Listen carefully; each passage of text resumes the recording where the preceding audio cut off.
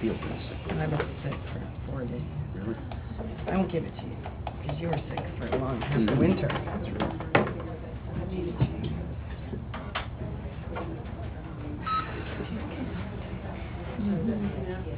Okay, I'm thinking 35 minutes. Careful. Careful. Hey, time. And says 7. Go, Kathy, go. Well, we can try anyway.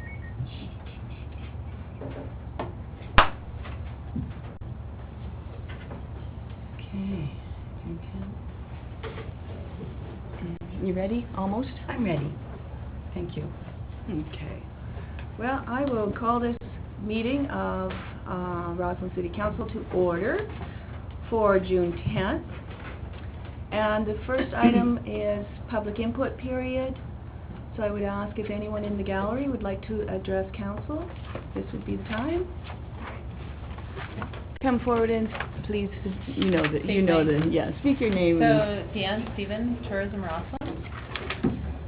So we're here in advance of being here at the next meeting. We will be presenting to City Council at the next City Council meeting. However, in advance of that, we wanted to ensure that it was recognized how important a winter shuttle service is to businesses, visitors, and locals. A winter shuttle bus is the #1 priority for our stakeholders, and we're working hard on everyone's behalf to come up with a solution. We would also like to point out that in the City of Rosslyn's Strategic Sustainability Plan, Strategic Action number 60 is to establish and maintain a shuttle bus between downtown Rossland, Red Mountain Resort, and the Redstone Alpine Golf Resort. This has been noted as a priority for the entire community. Some quick stats. Last year we transported 779 people on the days that our transit solution ran from December to March. By partnering with the Red Mountain Academies, we provided a service on limited days, and by all means it was definitely a success. This year we would like to offer a free 7-day-a-week service from 8 a.m. to 9 p.m.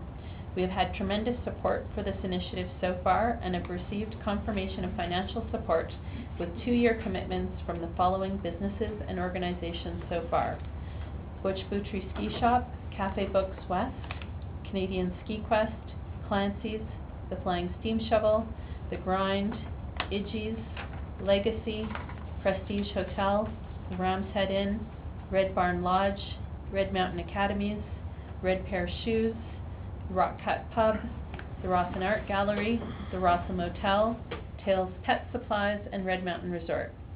To date, we've been promised approximately $35,000 in support from these organizations. We are still working on securing more partners for this initiative. However, it needs to be noted that that time is of the absolute essence on this project. Not only is this initiative critical for the winter season, but the important part is being able to tell people that we have this service. And that's the part that's the most important for us. We need to be able to tell people now that we have this service for the winter because we're selling now. We are about to enter our busiest booking season for the winter holidays. Amazingly, it does happen this early, and we need to get this in place immediately. Upon securing the funds, we will put this contract out to RFP and ensure that the potential suppliers have all the relevant licenses and equipment. The Board of Tourism Rosslyn has presented the City with 2 resolutions for the funding from the Resort Municipality Initiative, which we will discuss at the next meeting. It is important to note that, first of all, this funding would not be available if not for the work of Tourism Rosslyn, as this funding is completely dependent on the additional hotel room tax, or the Municipal and Regional District tax as it's now called. This is a Tourism Rosslyn initiative. We went out, we secured this funding from all of the different accommodators in Rossland. This funding is to be used for tourism, so going back to the resort municipality funding, is to be used for tourism infrastructure, and this economic development project we believe will have an immediate impact on tourism revenues in Rossland. To date, Tourism Rosslyn has done all of the work for the projects for the RMI funding these projects, including the signage project, which you've seen all over downtown with the banners and the other signs, the Spokane shuttle service, which we will be going into our 2nd year of a contract with the supplier, reporting, working with stakeholders, contracting with suppliers, and approving the creative aspects. In other communities, this is all handled by city employees. Thus, we are saving the City of Rossland money by doing the work on your behalf. Additionally, we have requested in the past that a terms of reference be created in order to streamline the process of allocating and spending the RMI budget, similar to what has been done in other communities. Again, we would ask that this be addressed. So, and then this is also precipitated by the fact that we have a 31-page report due June 18th on the Resort Municipality Initiative, and we need to get all of these things going and a process put together for it. So that's from us. Okay, thank you. Question? Yeah, I have a question. You are coming to visit us next meeting as a delegation, so I'm wondering if there's some decision you need from us in advance of that, or you just want us to have this information as we consider your delegation? Well, I'd like to for you to have this information as you consider it for the next meeting. So you'll also notice that you're starting to receive letters of support from a variety of different stakeholders that we've contacted with regards to this, yeah. Okay. But again, in terms of reference, we're kind of floating around, we don't know how to do all of this. And so I think it's key and it would be critical for this kind of a thing. Great, thank you. Okay, yeah, just for general understanding, so the delegation is at the next meeting on June 24th, and then council would be making the decision on July 15th. Any other questions? Okay. Thanks, Deanne. Is there anyone else that would like to speak? Yes, please.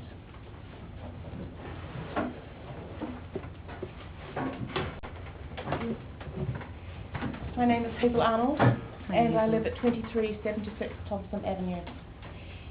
Councillors, you will have received my email objecting to the development variance application for the double carport at 2362 Thompson Avenue.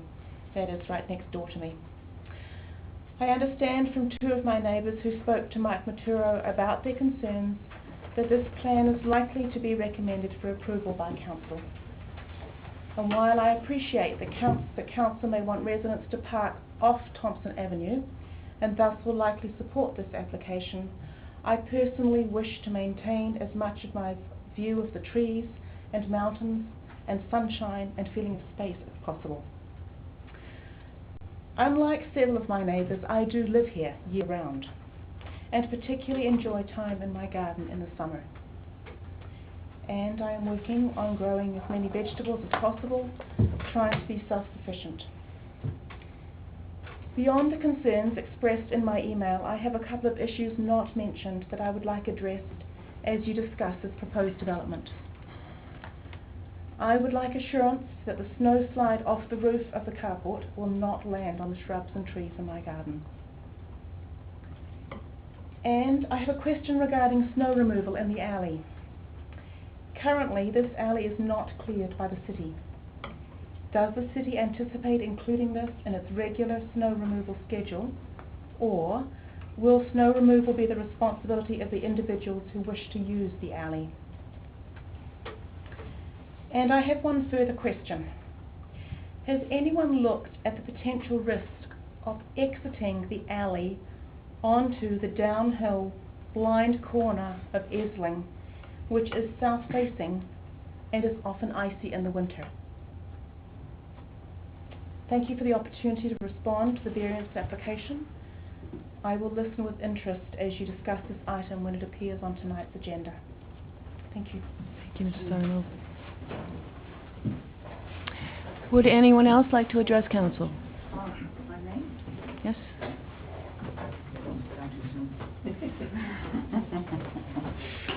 My name is Janice Nightingale, and I live directly west of 2362 Thompson, so I'm also here to speak to the development variance application for that location.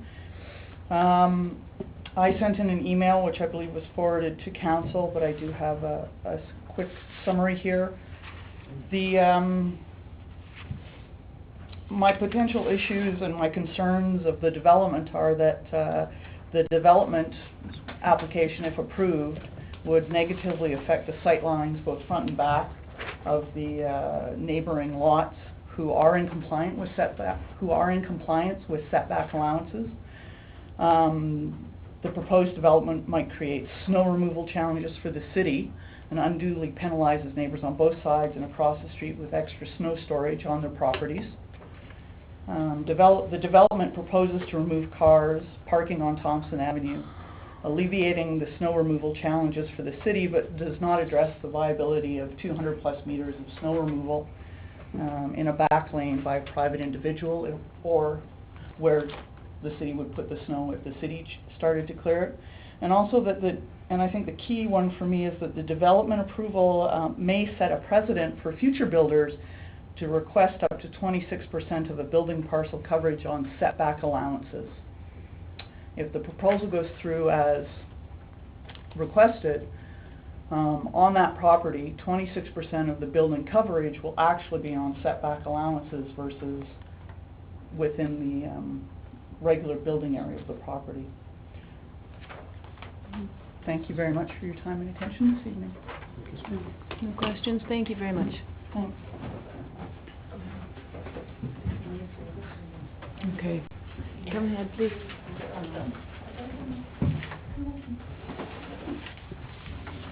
Good evening, everyone in council. Yeah, I'm Gary Westbury, and I'm also speaking in regards to the neighbors, Mr. Savard's building 2 doors down from us.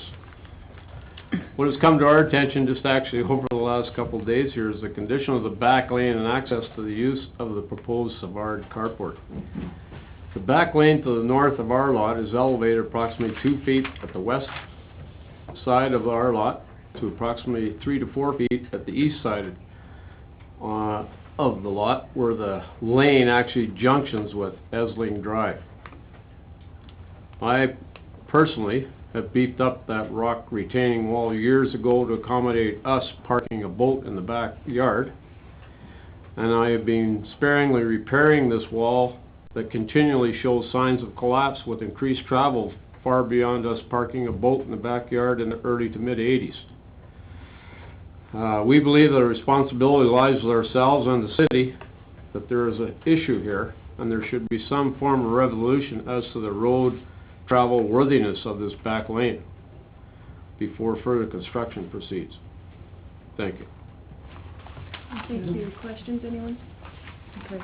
Just so I'm sure of your location, then you're the house right on the corner of Esling, so your backyard is where the alley enters.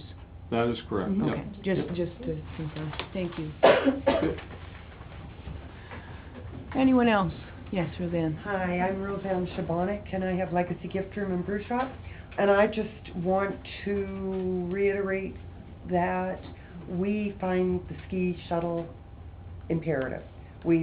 Over the 22 years we've been in business here, we've noticed that since the mountain has changed so much, and since there's so much development for sleeping, for accommodation and whatnot, far fewer people are coming downtown.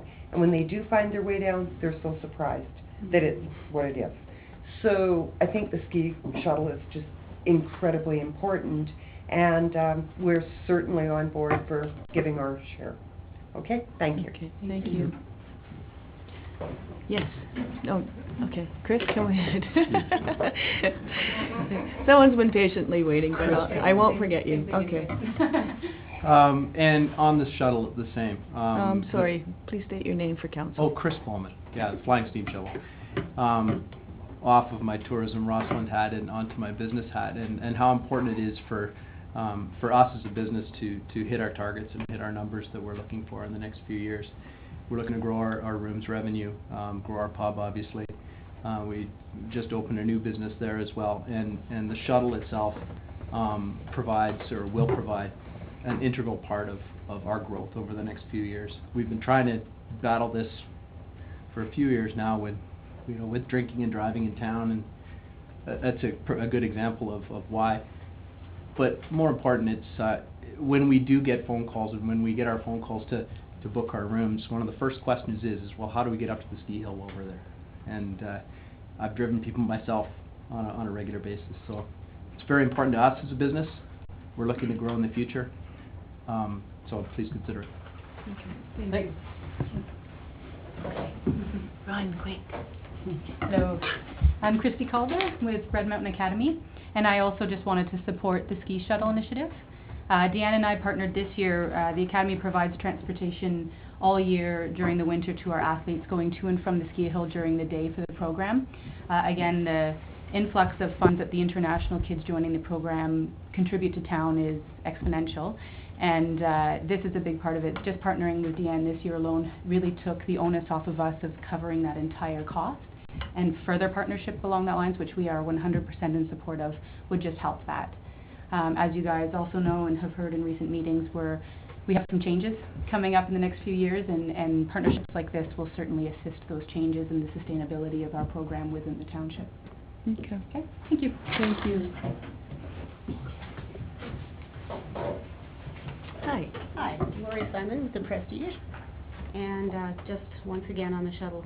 I'm currently negotiating with several ski wholesalers in Quebec, the U.S., Europe, and they're really hoping to bring 20, 30 people to Roslyn. They need a way to get from town to the ski hill and from the ski hill to town, and all of those nights' accommodation are pretty much dependent on whether or not they can get transport. Okay. That's it. Thank you. Thank you. Matt. Hi. Matt Adams, Red Mountain Resort Lodging. Again, obviously the shuttle. It's particularly important right now because, as Deanne mentioned, it is our heavy booking season. Currently, we've got about 20 different ski groups looking to bring anywhere between 20 to 60 people to Roslyn either next year or the year after. Number one question, how do we get to Roslyn? Because these groups fly in, they charter a bus from Spokane, and then they're stuck at the hill. So if they want to go shopping during the day on their off day, or they want to go have a group dinner in town, we currently don't have any way to accommodate that, and a lot of these sales do hinge on us finding a way to provide it. So by and large, definitely our number one priority. Okay. Questions? Thanks, Matt. Would anyone else like to address council?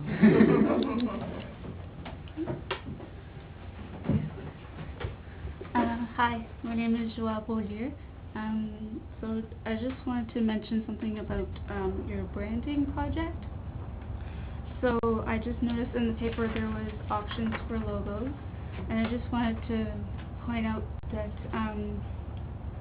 like like a logo is what people see, and like we have a lot of tourism in this area, and so when people go to our website, and obviously that's what people will see.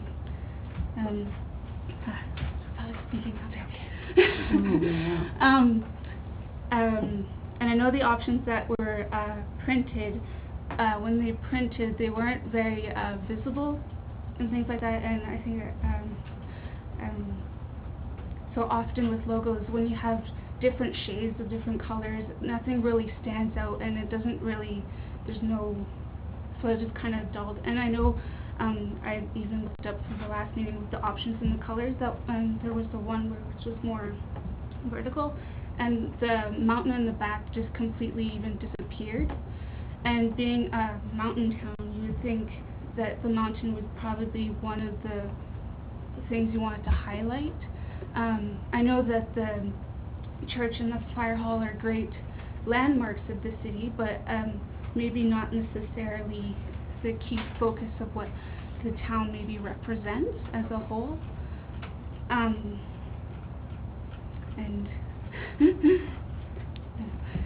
I'm wondering if you have any suggestion for us.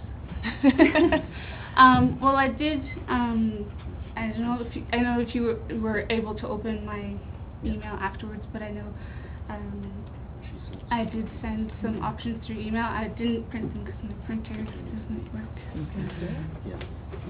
I didn't get a chance to see them. Okay. But not. But yeah, just so that just to make a graphic a little bit more like punch to it than just something that's like very gray and very monochromatic, and just something a little more dynamic. I feel that this is a young, vibrant town, and maybe a logo to represent that if you're going to go through all the trouble of redoing all your decals and letterheads and so forth. Okay. Any questions? Okay, thank you very much, Joelle. Thank you. Would anyone else like to speak to council?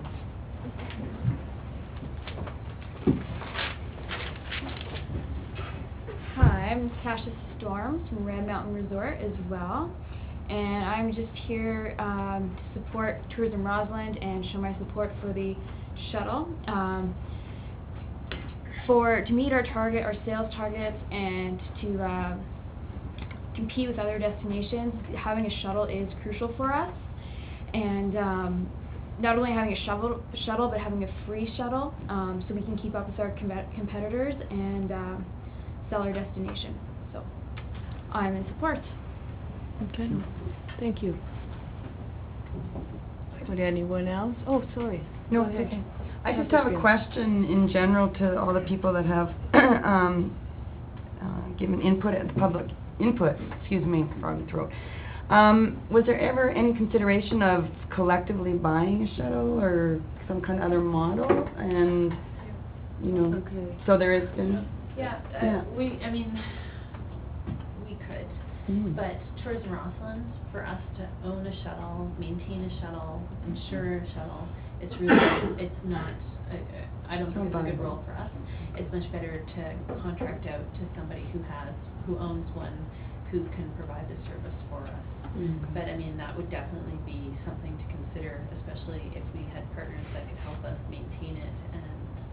Well, it just makes sense to me that Red Mountain has a lot, Yeah. as well as other stakeholders, but, Yeah. there's quite a list and, you're generating a lot of revenue, so, I mean, sustainability-wise, I wonder if it's better if one of the businesses, Red Mountain, buys a shuttle and you guys all chip in, or however that would work. We're not allowed to legally. I've researched this ad nauseum, so we're not allowed to give Red Mountain money in order to operate a shuttle. They'd have to have a separate shuttle license. Right. And shuttle licenses, there's only a certain number per geographic area. So it gets really complicated. Tourism Roseland could operate it as a nonprofit society.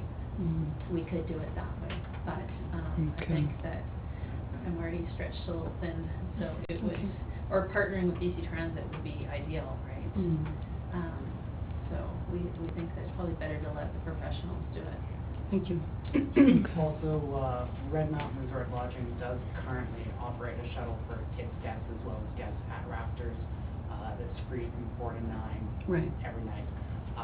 It just doesn't have the capacity we're talking about. It's, I mean, basically it's a financial drain as it is because it's a free service that we run, but it's a 6-passenger minivan. So to get 60 people to dinner downtown is just not the most efficient.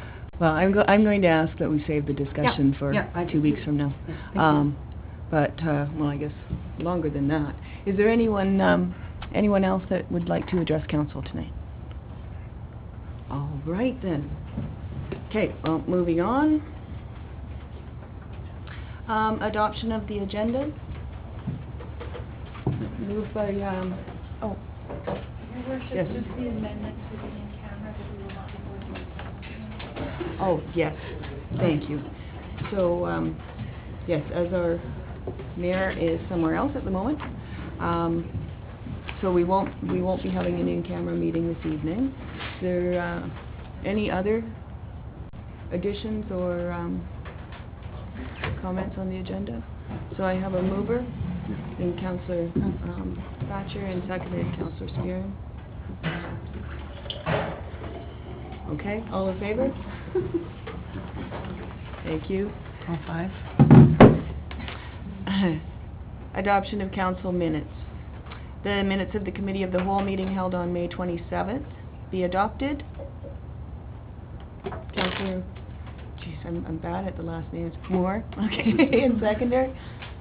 Thatcher, thank you. Any comments? Any errors? Okay, all in favor?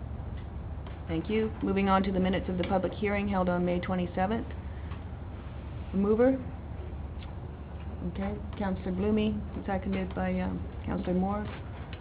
Any comments there? Okay, all in favor? And the minutes of the regular meeting of council held on May 27th be adopted. Councillor Moore, seconded Blumey.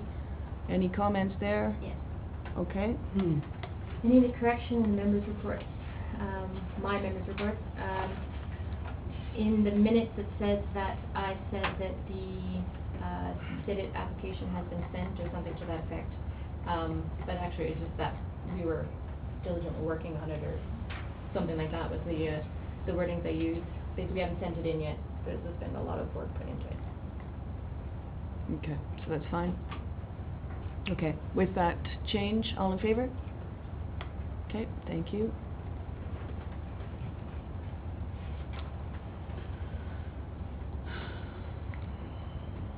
No registered petitions and delegations this evening. I believe that both canceled at the last minute on us, so there had been some scheduled.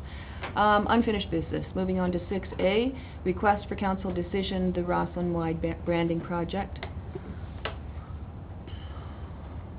Is anyone willing to make the, oh, we don't have a recommendation here, do we? Councillor Blumey, go ahead, please. Sorry, I guess, okay, so what I would like to propose on this, just because when we did bump it up to this meeting, the reason why we did so is because there were 2 people missing. And so now that we're in that same position, it would seem weird, I think, to go ahead with the decision now in the same situation. So I'd like to bump it up. But then in order to take advantage of the situation instead of just prolonging the process, what I would suggest is, and I'll turn this into a motion once,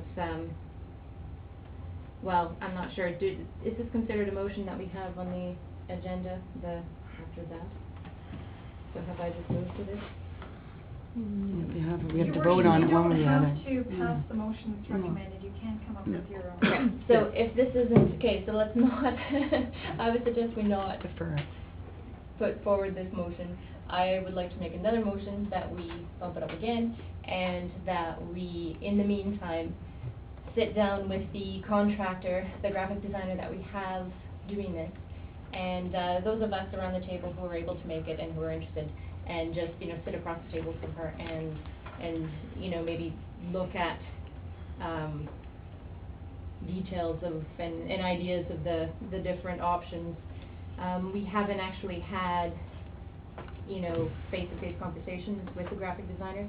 And the normal process of this sort of thing, you know, you would have that kind of discourse, and we haven't really had that. So I think it would just be more efficient if we actually sat with her and talked about, you know, we like this one, but how about, you know, can we change, what would it look like if we did this to it, or what would it look like if, you know, we took this element of this one and put it over here on this one and combine the two, you know, we haven't had that kind of conversation. And I think that that's the most efficient way of getting this done. So that's what I propose we do, and if we put that into a motion, word that into motion for me, that'd be awesome. Can you try? Okay. Let's say, did we say that there's 2 parts? One of them being that we put off the discussion, and, oh no, it doesn't have to be 2 parts. We put off the discussion to the next meeting, and in the meantime, arrange a date to sit down and meet with the graphic designer and discuss Finessing. Other options. There we go. Discuss it. Other options. We don't even have to sit down, we can just meet. Yeah, meet. Is that good enough for a motion for staff, and do I have a seconder? I'll second it. Okay.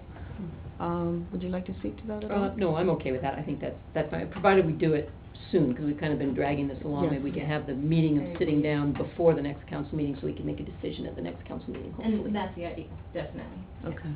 Councillor Spear? Yeah, I don't disagree with that, but I certainly would like it to, you know, I mean, if it's gonna be, I think that all of council should have the option, so maybe it should be committee of the whole meeting, I don't know, but I think it's pretty important, this branding. Obviously, it's important. Yeah. And I don't want it to be at a time when I can't attend, because, yeah, I mean, I finally got it whittled down to 2, but I think there's a lot to be said about some of the comments that the young lady made about the monotone and dulled, and, you know, none of them, I'm not excited about any of them, to be honest. And I like the signage downtown, and I think it works in a green environment, in the natural environment, But I think there's a lot to be said to improve on this branding, and we haven't had the opportunity to have that conversation other than, we've looked at them, but, yeah, what someone thinks is right for our community, may not be for, those of us who have been and lived for a long time here, so, I'm somewhere in option 2 and 3. 1 and 4, I don't like at all. Okay. Anyway, I think it's a good idea. I'll allow Councillor Thatcher. Yeah, all we've had is just, they've just been presented to us, and we haven't really had any input on the design. And it might be nice to have a few more options, be presented some more options. Nothing really jumps out at me either, so it'd be nice to have that discussion with the designer. Okay, Councillor Brunley? Yeah, actually, I'm thinking maybe I should, to Councillor Spear's point, perhaps I should amend that to having a committee of the whole, whereby hopefully the contractor the graphic designer can sit in front of us, and is that maybe the right forum for that discussion? Ms. Butler? Is that informal enough? Because it really would have to be very informal, I think, to be. Your Worship, yes, that would be the correct setting, and we could also, at that time, have a discussion about the council electronic communications policy, so we could just set a cow in the near future and cover off both those topics. Okay. So pick a date. Oh. We'll make this resolution have the date to hold a cow to discuss. Okay. How's everybody's time? It is June. I'm sure that Councillor Spear is a little busy. Thank you. However, We could do a date through a doodle calendar afterwards, right? Rather than trying to do that right now with 2 people missing. The only problem is you only have next week. Oh, only next week. Well, If you want it on the agenda for the 23rd. Right. And early next week, so you have Monday, Tuesday, or Wednesday of Okay. next week. Jill, when can you do it? She's got the crazy schedule. Monday's awful. Monday the 7th, does that work for you? 17th? Yeah, it's not full that day, so. Monday's the best option for me. Okay. Okay. Is 5 or 7? 7 and day shift. 7.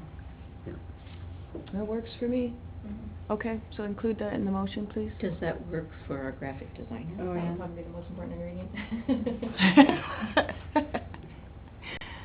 We'll Okay. find out. Okay, so we have the motion written in a way that staff is happy with. Great. And any further discussion? All in favor? Okay, good.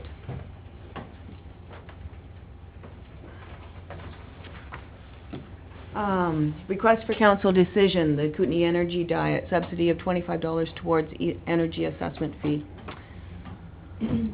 Councillor I'd like Moore. to adjust this motion a bit.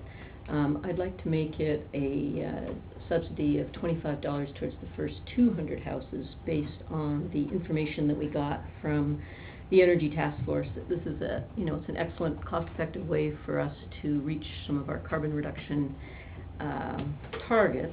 Okay, so you're making the motion? Yeah, I'll make the motion. I'll get a and then- seconder. okay. Is anyone seconding that? I'll second that. Okay. Okay, Now sorry. go ahead. So then the discussion, I had talked with Mr. Cosby, who talked with the energy group, community energy, whatever they're called, and they said that the actual audit for the city hall and for the arena was going to be about $4,800. We have $10,000 set aside. So if we did $25 prime 200 houses, that's $5,000.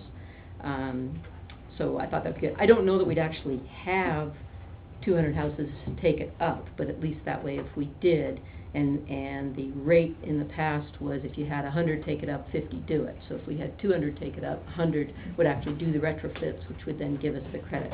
The only thing I would like to verify is that we, the city of Roslyn, actually owns those carbon credits. That's the key point, and I don't know if staff knows that yet, and they're consulting about something to do with this, I'm sure. But that would be the only thing. If we don't own them, so that we don't get carbon credits going to the city of Roslyn, then I would stick with the original. But if we do, then this is a really good way for us to get our carbon credits taken care of pretty easily. Okay. I would ask if staff has any information on that at this point. Your Worship, the only information we have is that of what Aaron Cosby has written in his emails to us. I am concerned about that quote for our energy audits on our buildings, because that's not what staff has received as the quote. It's been higher. Okay. So I am concerned about bumping this up to the $200 mark, that would be short somewhere in there. But that's a council decision. Maybe we could make it contingent on the audit actually being no more than 4,800, which was the amount, that's for City Hall and the arena. And if it's more than that, then we're done with this. We won't do this. But if it is that, so we still have that amount of money in the fund, that then we could spend 5,000 towards this. So that way we're covered, right? If we don't, if the audits end up being more expensive, we wouldn't allocate the money for this. If they aren't more expensive, then we can offer this to the community and plus get the carbon credits from the government, given the history of about half the people actually doing the retrofits, which then make us eligible, assuming we own those carbon credits, which we still don't know the answer to, or maybe we do. We do not know that answer. It Yes. hasn't officially been. Yes, well, that's why my motion was contingent on us owning the carbon credits. If we don't own the credits, or if the amount of the audit is over $4,800, then I'd stick with the original motion. But if we do own them, and if the audits are in that price range, then I'd like to be able to offer it to the whole community. Your Worship, City Council, my concern with that is we've got two things happening at once. We've got people signing up, and if we have over the 100 signing up, we can't very well take away the $25 once we've offered it. And we have the energy audits happening at the same time, so it's all happening in June. So, And I would ask, when would we have some confirmation that that carbon credit would actually be the ownership of the city? I mean, given the way the province has managed this whole program, it doesn't seem that decisions are made quickly. So, Okay, well, my understanding was that, and I think that was also from something Mr. Cosby had said, was that this was an answer was forthcoming, but you know what, there wasn't a date, so. And Your Worship, I would concur that we don't get those answers quickly. anyone else? Go ahead, please, Councillor Span. Yeah, I mean, I'd like to see as many households as possible be able to take advantage of that lesser price on the audit, but I don't want to put us into a precarious position where we're spending when we don't have the answers. So, I don't know, if we want to kind of separate that motion out and say the 100 for sure, and then pending, right, like separate your motion out, amend it. Just a sec. Ms. Butler, did you have something to add? We're discussing that perhaps council would consider putting on a contingent type basis that the first 100 get it, and then after that it's on a first come, first served basis, depending on the financial implications. Or up to 100. I was going to say maybe up to 150, just so we're not overspending. I mean, we have to be vigilant of the fact that we don't want to go over that $10,000, right? Well, nowhere near the 10,000. We're talking about 5,000. If we do it for the audits, but that then we've got the audits too, right, of the arena and the city. So we don't want to go over the budgeted amount. No, you're right. So I'd feel more comfortable with saying 100, the first 100, and then I don't know how we would word it. Yeah, first come, first serve, up to the next 50, and cut it off there. Is it not possible for us to approve 100 at this point and then approve further later as we get information? Yeah, I was going to add that because when we look at the schedule, Ms. Donnell is signing people up and June 12. Also now, into Golden City Days, right? So that's in September. So it's not like this is all being done in June, right? There's time. So if we want to do the 100 now and then do phase 2 or something. Yeah, and do phase 2 and have another 100, I'm okay with that. I just really like Mr. Cosby's approach of having us get more people encouraged to do the energy audits and retrofit their houses. So. Yeah. So. Okay.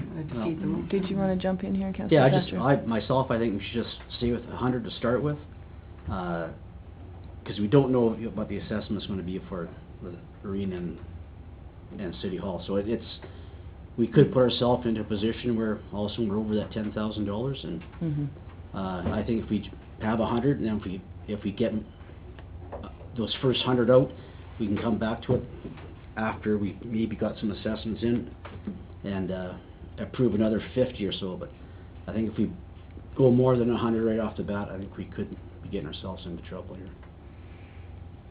Okay, you're fine. Do you want to amend your motion? No, we can just vote on it, and then we can have another one. That's okay. I mean, because I think it's getting complicated to try and make it contingent. I'm sort of like the idea, we do 100, and then maybe we'll come back later in the summer when we know the answers to these and put up another 100 or something. I still like the idea of 200, so I'm voting for my motion. Okay then, all in favor of the motion? Do we need the motion read? No. Okay, all in favor of the motion? And if opposed? The motion dies, or it's defeated, excuse me. Second motion. That we support the energy diet with a grant of $25 towards the initial 100 houses. Second. So just the staff recommendation. Yeah. So Okay, sorry. and I have to ask whether you're going to include contingent on those carbon credits being the ownership of the city. No, I think just for this, we'll just let it go. That'll be our contribution to the community.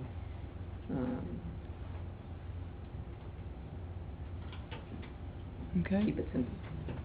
The way Anyone staff else? recommended. No, I think that's the way to go. Okay. See, I think that's an important piece about the carbon offsets, actually. I think it's giving us some benefit as a community. It's an important piece, but it's not a deal breaker as far as I'm concerned, so I'll just move it. Okay. Councillor Blumey?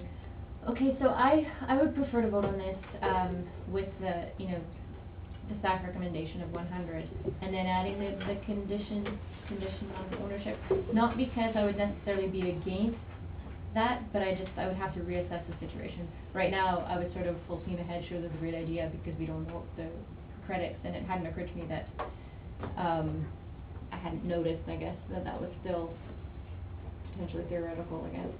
So, I would want to reconsider. I may support it in the end anyway, but I still would like to reconsider if it ended up not to be the case. So, if anybody else is of the same mind, I would prefer to add that condition. I would, well, I mean, that would be, the bonus, having the carbon, offset, the credits offset, but, I still want to see us contribute $25 to encourage people to get involved with the Energy Diet program for the second round, and it has proven to be tremendously successful, not only for people financially in our community, but for the environment. And I think this $2,500 is well worth it, regardless of where the credits end up going, whether it's dark woods or otherwise. It's going to be something that benefits the planet in the long run. Okay, anything further? No. All in favor of the motion? Opposed? Okay, carries. Oh, I had one other comment on that. In the letter from Patricia Donnell, the schedule doesn't show her doing any outreach or sign-up dates in Roslyn until Golden City Days, and I'm wondering if we could invite her to come to our farmers market. That schedule showed her in farmers market and Trail and other places. Can we? She's coming June 12th though here. Well, here, but then there's other places that she's going Right. where she's going to be at farmers markets where Right. people, last year the energy folks came and they did sign-ups at the farmers markets a couple different times. I'm wondering if we could just extend a letter to her to say. Yep, go ahead. She is aware, it's just a matter of how spread out they are. We also have Shelley Hassey available as well. Okay, well, or could maybe have Shelley do the farmers We're market then, is she working on it. likely to do that? Well, it just depends on their staffing, because this is the Kootenai Energy Diet, it's very spread out. Okay. So it really just depends on their timing, but they are aware of all those opportunities. Another question through to staff. Does Shelley work in the whole region now? She's not just... That's correct. Ah, okay, got it. Okay. Moving on. Request for council decision, development variance permit application for 2362 Thompson Ave.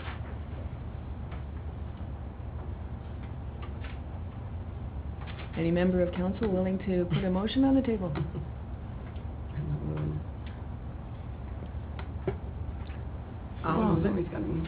We need to Okay, discuss councillor it. Morris moved it, seconder? second. Seconder, councillor Thatcher. Councillor Moore, would you like to speak to it? Yeah, I have a number of questions on this. I did go to the site, and I was pleased to see that it wasn't as bad as I thought that it might be, right? A lot of these variances end up being, really hard to deal with. This one, there were things that are good about it. I do support getting the cars off of Thompson. I do think that back alley, particularly in light of Mr. Westbury's comments about the condition of that back alley, is something we need to think about. And so I have a couple of questions through to staff on that. One is the homeowner would then be responsible for plowing, not the city. Is that correct? Your Worship, through you to Councilor, that's correct. Okay, and then what about the condition of the alley itself? If the alley starts to crumble into Mr. Westbury's property because Mr. Savard is driving a large truck down that alley on a regular basis, who's responsible for that? Well, Your Worship, through you to Councilor Moore, Mr. Savard's been driving a truck down the alley since he owned the house, so we haven't seen any substantial wear on it. It's not a heavy equipment access route, it's a passenger vehicle access route. And if the laneway would collapse as we happen throughout Roslyn, which people access, I guess we'd have to deal with it on a case-by-case basis, but I don't have an approach for collapse of a laneway anywhere when people are routinely using them all over town, and they're not really engineered roads. They're laneways. So we see these all over town, witnessing passenger vehicle loads, and normally they're holding up fairly well. We're not seeing slough into the backyard. It's when you get heavy equipment on them routinely that you start to see heavy amount of wear on a road. And we haven't seen anything to alarm us in the last 4 years. Conducted his renovation in 2007, 2008. There was a lot of equipment going back then as well. And we would have noticed that at that period. I'm just concerned about Mr. Westbury's comments that he has actually done some maintenance on that alley himself. And, if you get more traffic back there, whether it's boats or pickup trucks or whatever it is, I'm just a little concerned that the city may end up with more than we bargained for if we allow access. Well, Your Worship, through you to Councilor, we already allow access. He's using our carport right now. So, the notion of not allowing access on laneway is kind of difficult to go through with if there's already people using it. And they've been using it. We don't anticipate an increase in use of it because he's built the bay already in which he's parking his vehicles. So I'm not alarmed that he's going to roof it. It's not alarming us in terms of the wear and tear on the laneway. Okay. And something further? Yeah, I've got should I just do all of mine, or do you want to go around? Go right ahead. Okay. The other thing, I just want to confirm that the pad as is in right now is the back extent of the structure, right? He's not going to add on any closer to the alley. It's like where the pad is now is the final form. Your Worship, through your Councilor, that's correct. Okay, and then also the height variation from the level of the alley. I think I've read that it's going up 4.1, which is within our 4.5 limitation. So even though it's asking for a variance, from a car's point of view, there's no variance. It's because of the slope and calculation of the slope that does the variance in there? Yes. Your Worship, through your Councilor, again, the back side of the garage is what's based on our height formula. How we calculate height is based on where the four corners are, how many corners you have meet natural grade. And so in Roslyn, it's very common for us to, we've run a lot of variances where the pitch of the land is like this, and there's an access like this, and so it's compliant from the street level, but because it falls so far in the back, we trigger it because it's the average of the four heights. And so the two back corners actually raise the height, whereas the two front corners at 4.1 bring it down, so the average comes out higher than what's allowed. But from street level, it's not. So okay. It's not unusual for height variances to come forward because of our topographical features. We're an hillside community, so we get it quite often. Okay. Then the other thing I was interested in Ms. Nightingale's comments, particularly the precedent setting of that we're setting a precedent to increase people using the setback allowance. I know our general policy is that we take each one on a case-by-case basis, so it's not precedent setting, but I'd just like you to talk about that a little more, maybe to elaborate on that if you could. And any of the other points that she's brought up here, do you have a copy of her communication? Yes. Yep. Okay. Yes, Your Worship, through you to Councilor again, and back to the letter. Normally, if we support a variance, we're looking at something that could be repeated. We've seen a number of garage variances approved by council, and we've seen throughout town where owners like on McLeod, that would be the most extreme, Grizzly Jones House on McLeod, but we've got cars off of McLeod. It's a big structure, and there was one that made it through council a few years ago, and we were happy for it because it helped the servicing on McLeod. We also saw John Green's over on 4th. That's another classic example. It's much similar to what Mr. Savard's applying for a couple of years ago. Same terrain coming off the road. The height formula triggered the variance. So we're not uncomfortable with the variance in this situation. It's not a serviced road. Normally we get uncomfortable with two bay garages against service roads that within mid-block areas, because that can put a protrusion into the right-of-way when people park in front of that and use the front area as a parking area.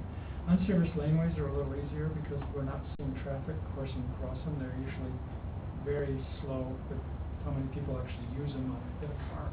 They don't produce a lot of volume, so I'm not too worried about the precedent in this case. Like I say, with an unserviced laneway, it's not imposing on operations, and it's not imposing on any of the traffic flow, so it's pretty easy to defend. In terms of the other points that were made, there's something about setbacks and compliance in the first point. Most of Thompson is actually non-compliant. I say it kind of almost ready to laugh, but it's one of the more non-compliant parts of town in terms of siting. And so, I mean, we see a lot of what's called legally non-conforming siting, and this particular area of Thompson is. The snow challenges, we're not going to put a snow blower or a plow into this laneway. We're not servicing it. Getting cars off Thompson does help us out all 12 months of the year. I mean, there's a pinch point right around that spot, so clearing off the boulevard is helpful. I don't know what Mr. Savard's plans are for the winter. I mean, if he decides not to park there or park one car there and leave it there, that's his business. In terms of the percentage of the building parcel coverage and setback allowances, we don't have a formula that says what's our threshold. We don't say, oh, it's hit this percentage, therefore it's not allowed. We look at them on a case-by-case basis. Anytime you come close to the front setback with a 20-foot structure, you're going to chew up a lot of it. This setback is 2 meters on the back. On the front, they're 4 meters. As long as the garage, given that the garage is encroaching into a setback of 2-meter setback coming closer, if it was on the other side, it could have a similar percentage if it was, say, facing Thompson, which is the front.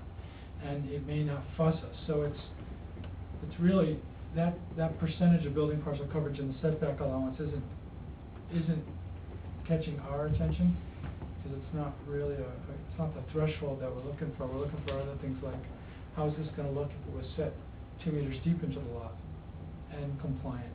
Would Mr. Savard be allowed to build any accessory buildings on his lot? He's allowed to have 3, but the terrain would mandate that any accessory building he builds is likely going to fall against height variances, or fall into height variances, because he's going to have to build out to make his grade. And because his terrain is steep, he has no accessory buildings right now. The only way to get him one is likely to facilitate a variance because of the pitch on the backside. If he brings it into compliance, he'll be back in for the same variance, only it'll be bigger, because we'll have to go deeper into the lot where it's even steeper. And it'll put more of an impact on the terrain as well. It'll be a bigger environmental impact in terms of how much you'd have to build back. So it's not an easy situation for him to wrestle with, but it's the only area he has to site a building where he can produce the minimal impact and use his land. I mean, he could come in closer to the house, but he'd have to do a lot more excavation or a lot more structure to make something work if he wanted to make the garage compliant. And he'd still be in for a variance. Okay. Okay, can I move to someone else? Okay, I believe Councillor Thatcher first. Yeah. When I went and had a look at this, the first thing I seen was the condition of that alleyway. It's not in good shape at all. It's sloping, it's not even, it's not serviced, and if it was ever used in the wintertime, I don't know where the snow would be plowed or thrown to off that roadway into the neighbors' yards, or it's pretty steep on the other side.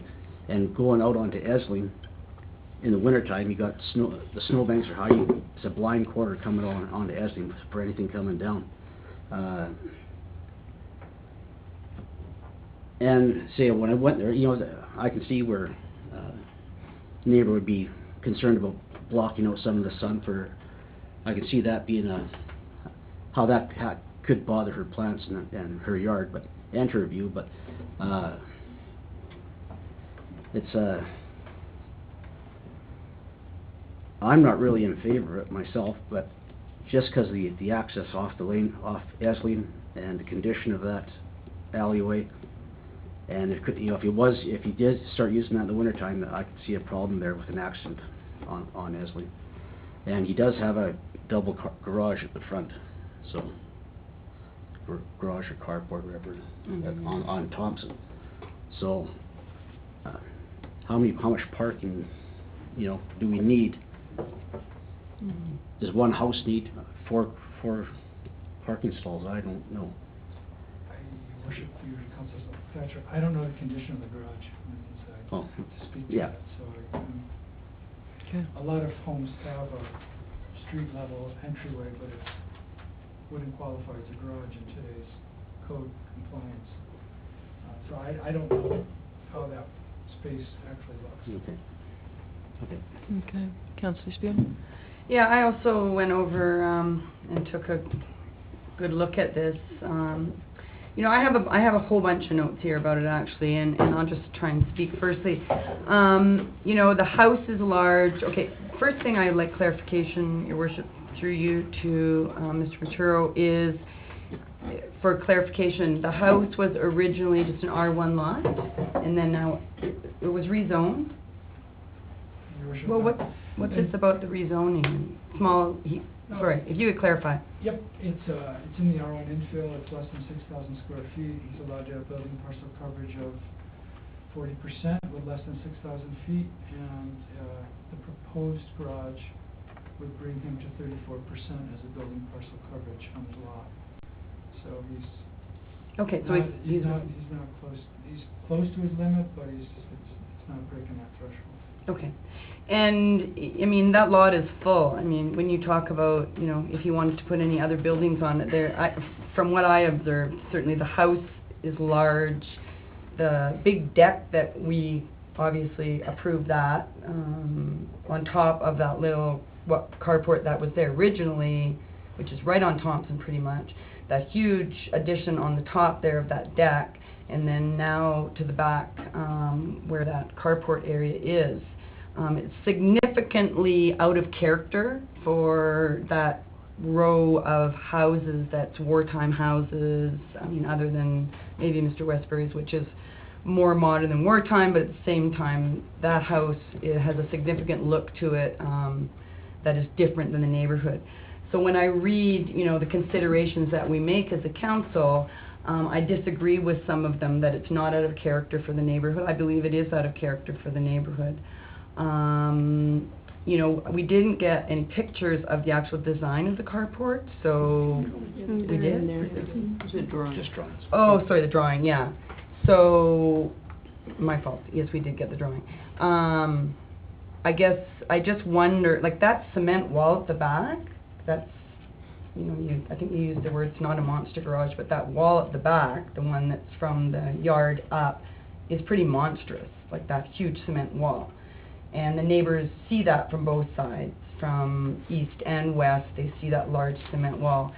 I guess my question is about that. Was he in order when he built that carport path? Through your worship to Mr. Ventura. Yes, he was. He was compliant. Your worship, through you to Councillor Spring, he was compliant with the bylaw at the time. Okay. Okay, and then just if I can continue from that. So in here you've said that when the city changed the zoning bylaw, that what he's proposing to do would have been compliant as the two-car garage previously, but with the change in the zoning bylaw, somehow that triggered this need? No, Your Worship, that's... Okay, that's what I thought I'd read. Through the council. We have a couple issues Councillor Spear raised. One is the massing on site. That's in terms of how much building can appear on site. And this is only allow 40% of the building, what we call building parcel coverage. So the foundation of the building can cover up to 40% of the lot. So there's no, in terms of a character issue in our bylaw, that is the character threshold. How much you can mass on your site with the building is 40%. With the proposed garage, he's at 34%. So from the bylaw perspective, he's in line with the character of what can appear on the site in terms of massing. In terms of the bylaw today versus the bylaw of yesterday, there was a 35% building parcel coverage in the previous bylaw for all lots, whether they were 3,000 or larger, and we in the R1 infill, we allowed a 40% for lots less than 6,000 square feet, particularly to promote some of the infill initiatives that we have. This lot is R1 infill. But even if he'd been in the old bylaw, this wouldn't, the height variance would have been triggered. The massing is still compliant. So it's primarily the height. The front setback, I spoke to that earlier, in terms of coming forward closer to lot line. We treat those a little differently based on the servicing of the road and the position within the block. Usually that's how we treat that, so. Follow-up? So, yeah, if I could. Thank you for that. So, you know, the alley is very rudimentary and rough, and I certainly, you know, I rode my bike on it to get the real sense of it. And when you come out of that, there's a significant incline up to Essling, as has already been spoken to. So for him to come out of there, and we're not going to service it, so he's obviously going to have to pay someone to plow it. I understand that he tried to snowblow it himself last winter, which didn't work. So he's going to have to drive out of there. He's going to have to drive up that slope. Essling comes down steep. I'm not sure what the incline of that street is, but as was already spoken, it's a blunt corner right at Mr. Westbury and Mr. Westbury's property line where that stop sign is. So, I mean, one vehicle, do we worry about that? Probably not. But to me, I see that as a bit of an issue that needs to be clarified. I don't know how you will do that with the applicant if this is approved tonight. But I guess my biggest concern about it is really the impact, and I know he can build it. I mean, it's not really a huge variance that we're talking about, so he can build that and still be in compliance. So it's just a matter of the change in the neighborhood in the back alley. It's going to impact garden area and people trying to grow their own little garden and be sustainable. And sunshine, I looked at it, and I know you made some comments about the way the sun comes around in the report, but it's pretty limited sunshine there because of the big, beautiful cedar trees, etc.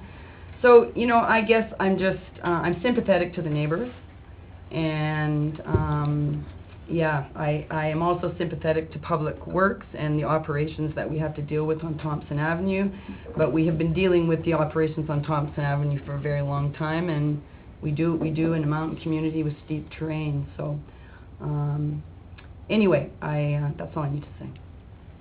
Councillor Blumey? Okay, so where to start?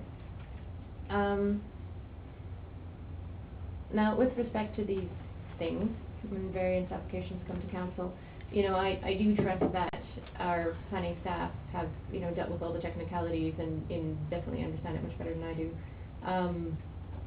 And so I'm not too worried about that. You know, what's here does make sense to me. It is consistent with both the zoning bylaw, I guess. You know, but it is important that these things come to us because we're here to consider the people aspect of it, right? The things that aren't technically consistent from one thing to another.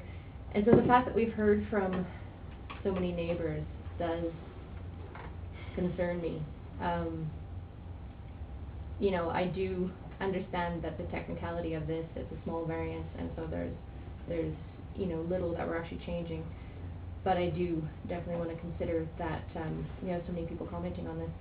Now, what I would like to confirm, and I recognize that a certain element of this was said already, but just to confirm through you to staff, if this variance were turned down, this variance application were turned down,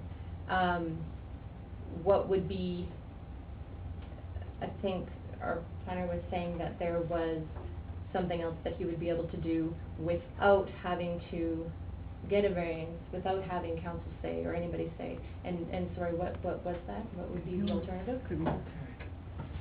Your worship, through your councillor, due to the topographical features on his lot, any structure off that in the back is likely going to trigger a retaining wall element, likely. And with a 4.5 meter height limit, there's a very good chance that the two back corners of any structure, supporting any structure, the two southern corners, so to speak, are going to rise to a certain point, and with a roof above it, good chance you get a height variance. Good chance, particularly for a garage. One option would be to flatten the roof. But the front setback reduction would still be existing for what he's asked. He's got the bay there already. He's got a raised bay already there. So if he reduced the pitch of the roof, he would lose the height variance requirement, but he would still be asking for a two-bay entrance against the laneway for covering it, if he wanted to cover two bays. So we'd be back to that. Another option would be to cover just one car width and flatten the roof. I mean, that would be another option. In that case, it's very likely he wouldn't need a variance, and you'd still have similar visual impacts for neighbors, because you're still going to be looking at the same amount of vertical in terms of the wall. The peak would be gone, but you're still looking at quite a bit of vertical rise from the back. I mean, it's not a lot, but this is what the concerns that have been raised. So a single bay to 1 foot from the property line with a flat roof would not require a variance. But we already have a 2-bay pad there, so in theory you could park 2 cars back there. But roofing it's what's triggering it.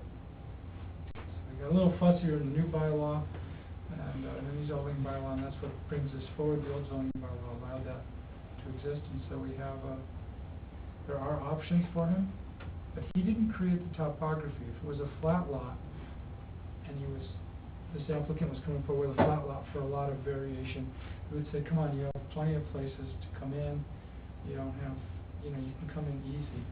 With pitch lots, we're looking at a hardship that wasn't self-imposed, and so in terms of some of the issues that have been raised in on the laneway, the conditional laneway, I'd caution that we have laneways all over town that people use all the time, and none of them have been engineered for the use. And that's Winchburg roads as well, by the way.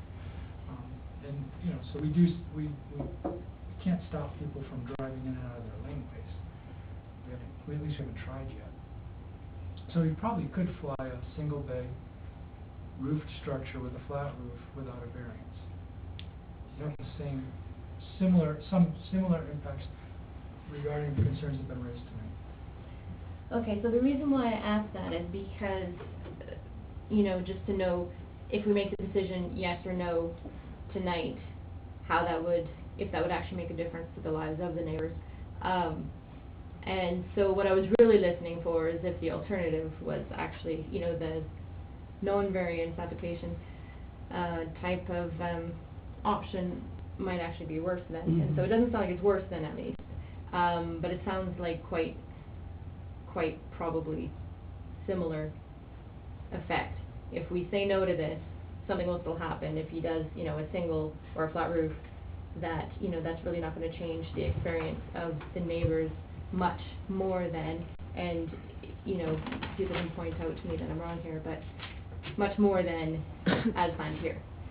So that kind of leads me a bit more in the mind of, okay, maybe we should, or maybe I should vote for this.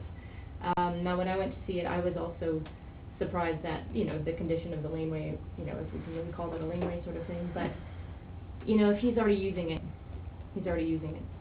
And so that's not gonna change whether the carport has a roof on it or not. So I'm not too concerned about that. I am curious about what happens with snow when it's privately contracted. Where are private contractors allowed to or able to, or how is that organized, where the snow goes? Through you to staff. Your Worship, through you to Councillor Blooming, there's no legal right to throw the snow on private property. So it has to be stored within the laneway.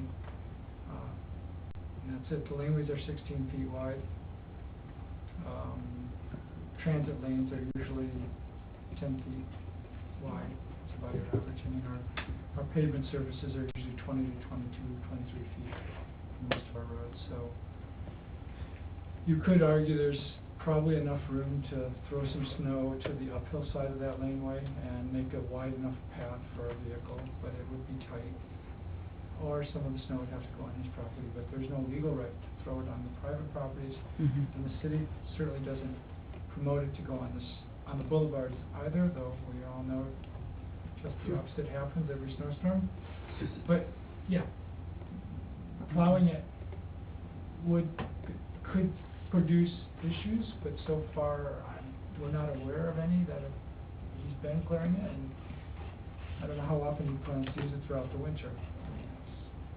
The garage at the back of the lot, there's a lot of them that don't get plowed all winter, and then they come back to life with activity once the snow moves away. So laneways are often like that. They go dormant for 6 months or 5 months when the snow's hit. Anything further? Sorry, Your Worship, I do have one more question through you to staff. And I'm sorry if this one was dealt with already in the writing. It probably, normally it is, I don't remember this detail, but the snow sloughing off of the current design, I'm assuming, I mean, generally they make sure that it lands on the owner's property, and I'm assuming that's the case here. We don't have to worry about it going on neighbor's property? Your Worship, through to Councillor Blooming, there's 3.19 meters from the eastern lot line to the planned facade, the wall facade of the garage. And so with the pitch of the roof that he's planning, the snow, it just doesn't have enough run to fly that far. It's not a flatter pitched that could actually fling with enough run to get that far. The other side is over 5 meters to that lot line, so there's plenty of room both sides for the snow to drop, and it certainly would drop on his land. We didn't see that as an issue. An interior lot line setback is 1.8 meters, and usually that handles it if roof pitch is appropriate. If the building inspector saw a very long roof pitch at a very mild grade, and it had the chance to throw it that far, if it was to build, say, on the metal roof, then he'd require snow breaks to alleviate the risk to the neighboring property. But in this case, that's not been identified. Okay, thank you. I knew that would have been dealt with, but I just wanted to confirm out loud and make sure. Okay, so you're fine, anything further? Any further discussion? Councillor Spear. Yeah. So, Mr. Material, just one of your comments, I wondered, do you think that he's not going to use that in the winter months, that back part? Is that, sorry, through you too? Did you? Your Worship, through you, Councillor Smith, I don't know what Mr. Savard's plans are seasonally for the use of the garage. It's possible the garage gets used, possibly across the laneway, possibly he's in town, he's not in town. I mean, any of us can be out of town for a few weeks in the winter, and the laneway gets so full of snow, we're just gonna bag it for the winter and wait till spring comes to go get our, whatever we need to get out of the laneway again. So I can't condition his behavior based on what he builds on the back of his lot. No, but I guess I'm asking that question because if we're looking at this because of getting cars off Thompson Avenue during the snow months, and he may or may not use that in the snow month, then it's defeating the reason, one of the critical reasons for allowing this. And I do know that Mr. Savard is absent for a good part of the year, but I'm not exactly sure of the details around that. So he doesn't live, I don't think, 100% of the time. However, that doesn't impact the decision that we're making. Mm-hmm. So, anyway. Okay. I think a lot of the concerns, that I had aren't really within the scope of approving or disapproving this variance application. So we can't determine when he's going to be there, whether he's going to park cars there or not. The pad is already there for 2 cars, so we can't really deal with that laneway either, because those 2 cars are coming and going and parking there as it is. I think in terms of the sun, there's probably more blockage of sun from the large trees there than there will be from that garage, just given where it is. And yeah, I mean, I don't know. Who knows? He wants 4 places to park cars, I guess. So, that's it. Okay. I guess if I could, Your Worship, I just, my final point would be, the nature of the neighborhood, and it says whether the proposed variance will have an adverse effect or impact on the physical or environmental conditions in the neighborhood or area, and the report says it will not, but in fact, somehow that is going to impact the neighbors' enjoyment of sunlight, gardening in their backyards, and the state of the lane is also a concern for me. So, Okay, I'm going to call the question. All in favor? Opposed? Okay, I'm in favor then. I've got to call it. Did I do that right? Okay. So that passes. Okay.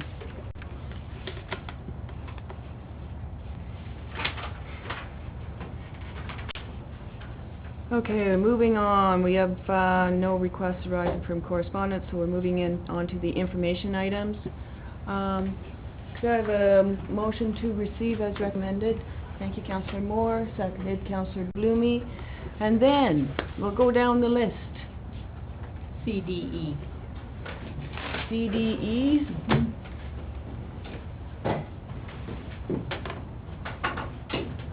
Councillor Blumey?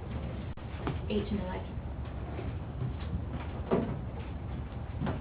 Roger? C, Okay. and, the other one's covered, yeah. Pardon me? C, the other one's it. Okay. Sorry, I didn't mean to scare you. No, didn't scare me. And Councillor Spearn? I have A, C, D, E, J, K. I'm not sure why I have so many, but I do. And I have a froggy throat. Okay, I have A, C, D, E, H, I, J, K. Oh. Almost all of them. Okay, A, go for it. Okay, that was me. That was the Compass newsletter. I'm not sure. Oh, I know one of the things that kind of popped out was Government Awareness Week, which has come and gone.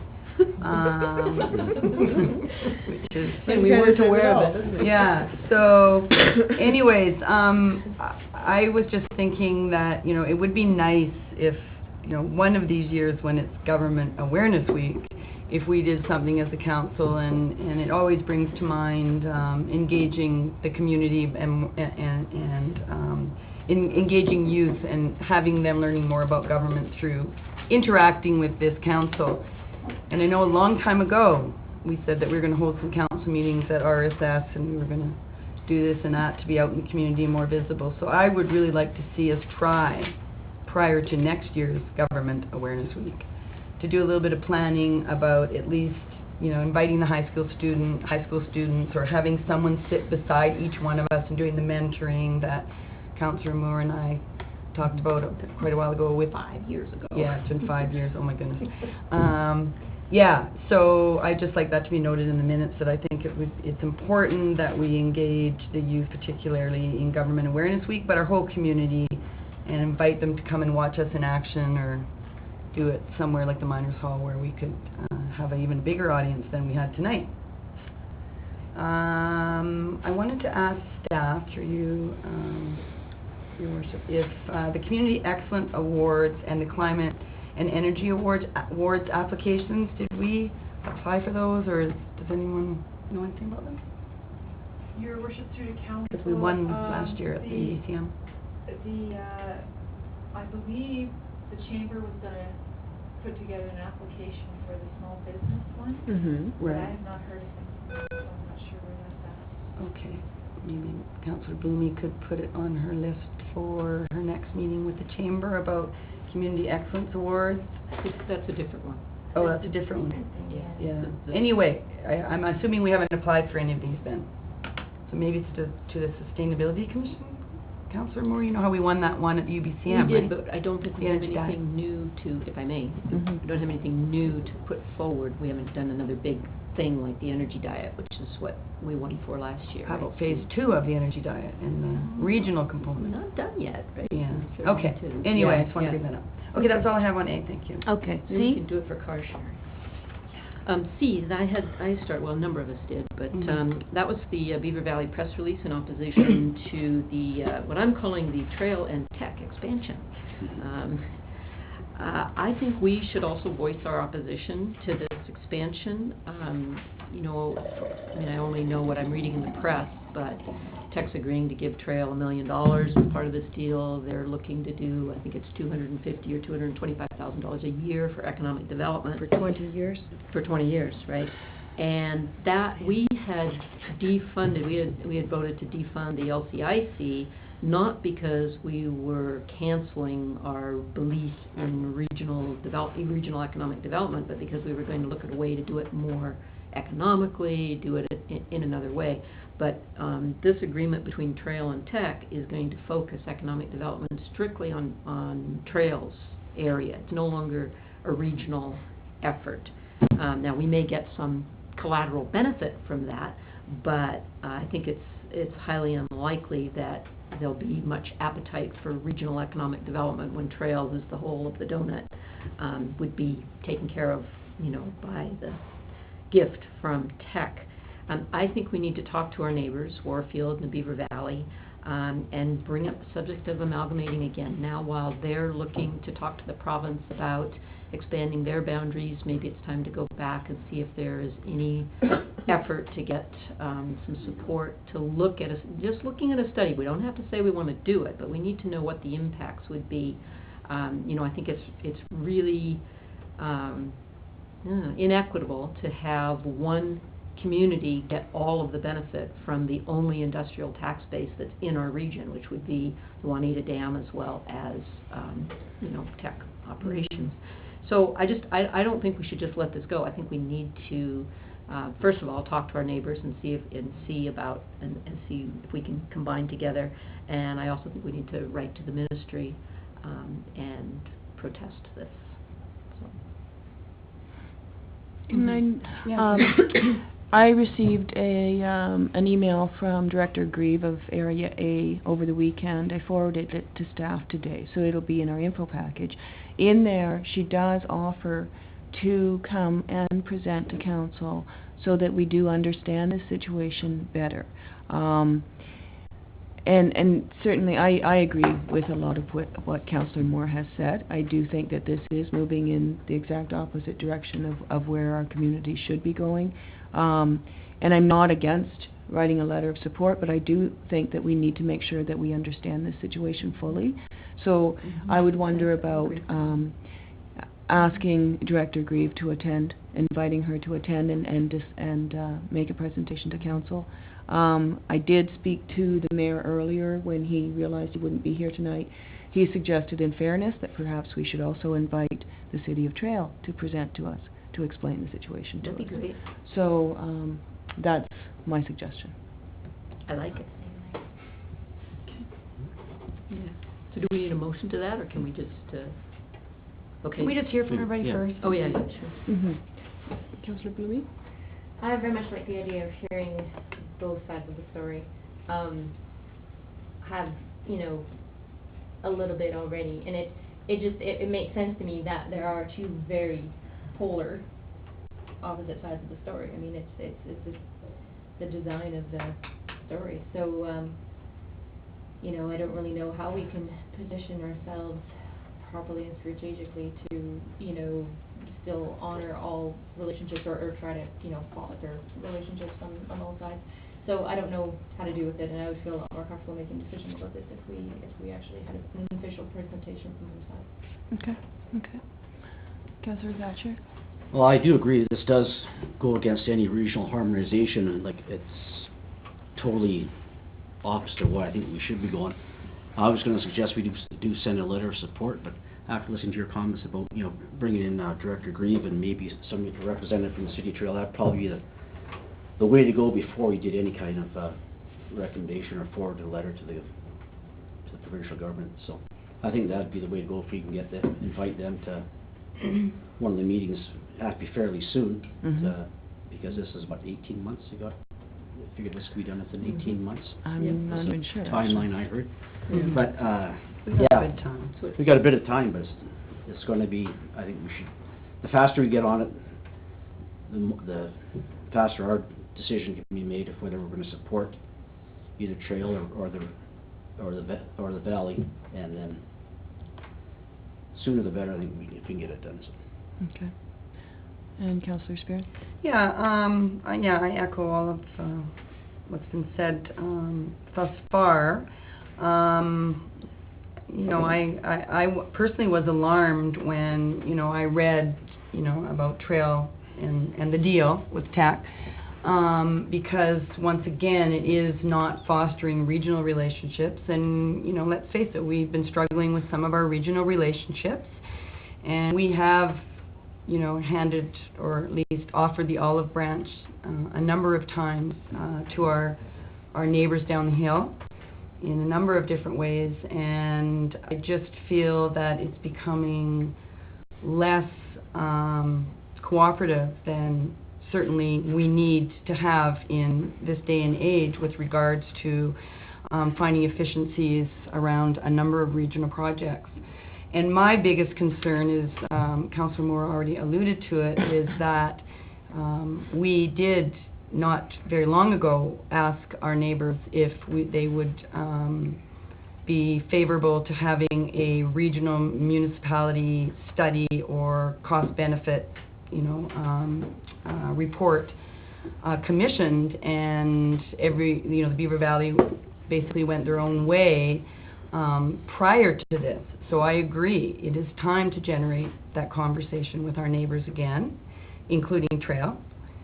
And I guess I just find it very difficult to swallow when we only have a residential tax base and we have neighbors who have tech and the benefit of tech in their municipality, and now they want to further their boundary, which makes sense, really, to expand their boundary and take in what they can, but it does not create amiable relationships with their neighbors. And I think we all need to benefit from the industrial tax bases, whether it's in Trail or otherwise. And they're very fortunate that they have that, and we do not. And our taxes are high, and we are accountable to our taxpayers. So I think we need to be assertive, respectful, and keep this conversation going. And I want to see something written soon.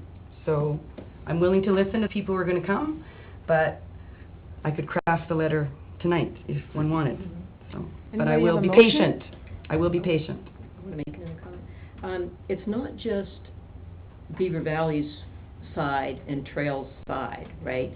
Because really, Beaver Valley, and I do want to hear more about what their concerns are, but what I understand their concerns are, they stand to lose a fair amount of money that they get for their recreation department. But that can be made up with money. That can be made up with like $200,000, which is a rounding error for tech, right? And these days it's a rounding error for Trail too, right? So it's more that gets more to your point of the larger, the 5 communities and the 2 areas, and, you know, sharing with the industrial tax base that is here. You know, when I was at the CBT meeting, that's what the head of there, he said, now wait, let me get this straight. The 5 communities and the 2 regional districts, and there's 1 major employer, how does that work, right? He's kind of mystified by it. And there is, if you step back and look at it, it is a situation that doesn't really make sense. I mean, anywhere else, you would never have all the different levels of government and all the, you know, all the stuff that we've got here, 5 different councils, 5 different mayors. You know, you would have we're not that big, right? So it would make sense. So it isn't just their side and trail side, and, you know, there's all these other things to come into, which is why we would need to get the province involved. And I have no idea, the province hasn't shown much get up and go to interfere in our business here, right? I mean, unless we all come together and say we want to do this. They haven't been particularly cooperative, but this is a good opportunity to maybe open up that dialogue again. It's been a couple of years. I mean, so. Yes. So I will make a motion, and the motion is that we invite Area A representative and the City of Trail to come and talk to us about their proposed merger. Should we include Beaver Valley? Well, and any other communities too, or, yeah, anyone else, because it isn't just Area A that's impacted, The expansion right? is into Area A. It is, but it impacts the Beaver Valley communities. It does impact Montrose and Fruitvale, but, I mean, that's the decision of council, who you would like to invite. Well, I think we should put it out to Beaver Valley, local government, Area A, Trail, and then just see who wants to come talk to us. And Warfield should be invited too, so they can hear the same thing. I mean, they can hear the presentation perhaps. Could we do that? It'll be like one of those dinners we have. Well, I was going to say, it sounds like dinner, but nobody showed up. Yeah. Ms. Butler. Your worship, we can just CC the village of Warfield on it so that they know what's happening. And include them if they'd like to come. Yeah. I somehow feel that we should invite Area A and a rep from City of Trail. Certainly it impacts Montrose and Fruitvale, but those are not their lands, they are Area A lands. Just CC them. So CC the other okay, communities. that's fine, that's fine. And our meetings are open, our meetings are public, they can come. Oh, absolutely. So, yeah. Did we get a seconder for that? I second. Okay, and, are we at the right point to be making this motion right now, given that we have, we did the receipt already, didn't we? Okay. Sorry, something else I was thinking of. Just if you have any more discussion. Date. Is it possible is there enough time to invite them to the June 24th meeting? Your worship, June 24th is going to be very, very busy. I suggest that we move it to the July 16th. Because the thing is, you get into summer then, and... Well, could it be a special meeting? It could be a special, it could be a cow. Yeah. I think a cow How about might just a cow? Okay, maybe do it as a cow. Okay, so we Could don't it need be a a date. cow? We're already After the planning 24th. We've already got a cow coming up on the, what date was it, 17th? Make it a big cow. Probably short notice. That's pretty short notice. Although Ally might... Well, they know what they're doing. They have it all done. Would you be more comfortable if we had a date attached to this? Yes. Well, right after the 20, Your worship, the is nothing stopping 24th. us for having one in the same week of the 24th, inviting them on Wednesday or Thursday. Wednesday, Thursday are not good for me. I have. Okay. How about Tuesday? Can we just say as soon as possible? Yeah. Can we do that? Okay. In the first week of July, even, or something. I don't know. I'm With here that, then, all but in I'm favor? away. Oh, could I speak to it? Sorry, I'm in favor. Is there something more that needs to be said right now? No. Okay, did we do that? All in favor? There we go. Okay. Moving on to D. I had D. I was very surprised and pleased to see that Roslyn was selected to participate in the first round of the audits by the Auditor General Local Government. Based on our conversation that we had at the AKBLG, I didn't think it was going to happen. So actually, I think this is pretty cool. In the list of communities that they have and the different areas that they're looking at, I think it's going to be really interesting. I was a little disappointed they didn't take up some of our other areas that we asked for in our motion, but you know, we can sort ourselves out and learn from that ourselves. This is a question through the staff, and I'm just wondering, do we have any kind of a date of when they're going to start their work? Have we heard anything from them? I believe that they've been in contact with our CAO, and they're going to be speaking with her on June 18th. Oh, okay. Okay, great. This is the initial contact. Okay. And that was it. That's all I had. Can I ask staff, do we have any idea of whether there will be an expense to the city of Roslyn? Certainly there will be staff time, but have we heard anything else? I haven't seen anything mentioned in anything that I've read. Okay, thank you. Okay, we'll speed. Okay, moving on, E. I have E2. This is the Council of Victoria reducing the default speed limit on municipal roads. And this seems like it's an important safety topic, but I'm not sure I understand it. And this is a question through to staff, because can't municipalities set speed limits on their own roads as it is? And isn't it just provincial highways that we can't, like Columbia Avenue, for instance, that we can't set the speed on? Can't we? I mean, because this is they're talking about municipal roads, right? But I thought we had that power already, so I'm just a little unsure. Because I would like to support this if it's something new, but. Yes, please. Your Worship, City Council, currently it's the 40 kilometers, except for in school zones and playing fields. And I think they're looking for even a further reduction. Is it 40 or 50? 50. It's 50 currently, isn't it? Well, we have No, 40 we on top. we can put it down to Okay, 40. we can lower it to Okay, 40. but we can't lower it on any of our streets unless it's in a school district. That's what you're saying? The lowest we can go is 40. They're looking lower. Okay, I and believe they're, okay, they're looking lower. okay. But 40 on the general streets is still the same through the playground zone, through the school Yeah. zones, reduction to 30. Right, okay. Okay, that's good. Okay. Yeah, I had the same questions on that one.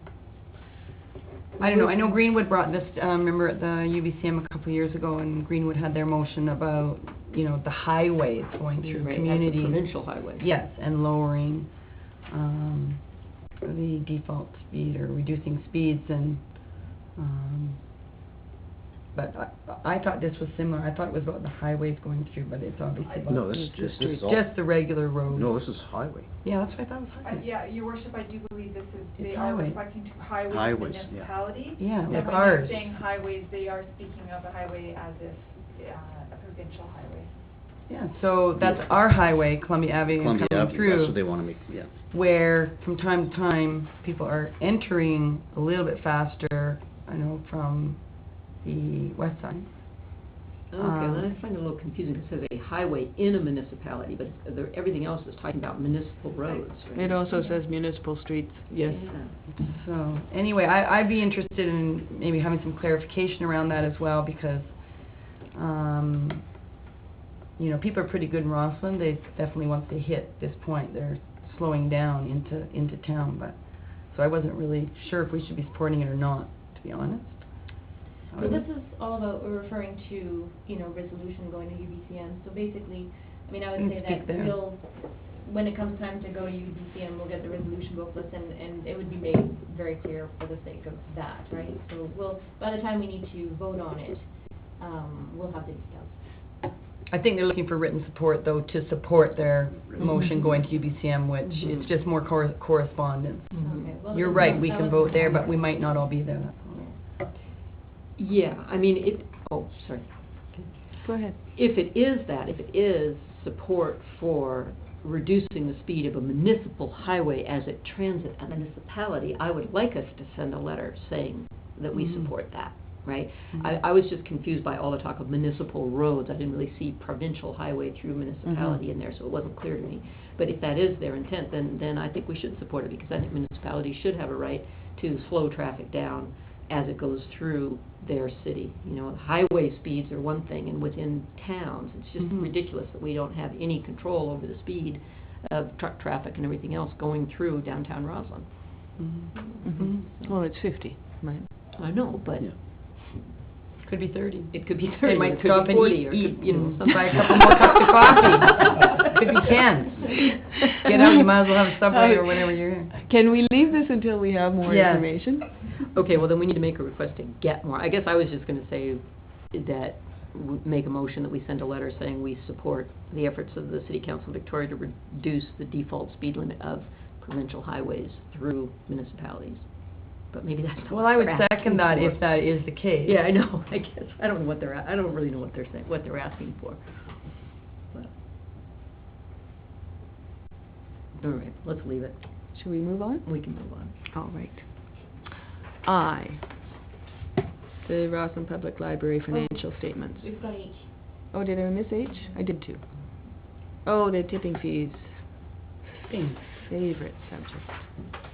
Okay, so I chose H because, okay, I mean, I would say definitely Al Davies probably receives this letter too, but we don't know this for sure. So I'm just thinking maybe we shouldn't just assume that he gets this, and maybe we should make sure that he does get a copy of it, so that, because he does do a lot of, you know, garbage takeaway for nonprofits in this town, and so just in case he doesn't know that he can, you know, trigger this option, it sounds like it wouldn't be him specifically doing it, but anyway, just to know that he doesn't have to take on that money himself, that, or that expense himself, I think we should just make sure.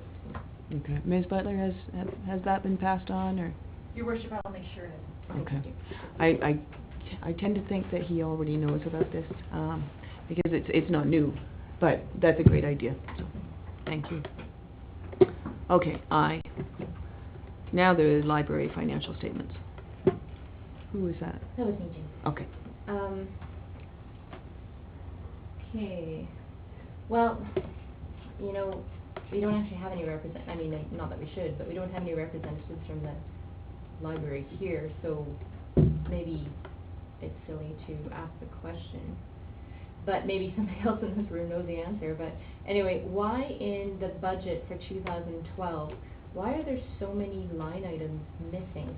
And you know, if they were just sort of incidental and small numbers, then, you know, that would make a certain amount of sense. But, you know, some of them are large ones, like janitorial, you know, which ended up being almost 8,000, but yet it was left out of the budget. And, you know, there were a few like that. And so I was just kind of confused, because a lot of those numbers I would have thought would have been somewhat predictable too. Yeah, especially since they were there the year before. Well, yeah, exactly. So I'm just wondering why. Yeah, I had those marked as well. Does anyone have an answer? Well, I was going to make a suggestion that maybe, through your worship to over that side and then back again, that Jody, through you to staff, could ask staff to request why those cells of the budget financial plan are empty or not filled in. More clarification about the finances from the library.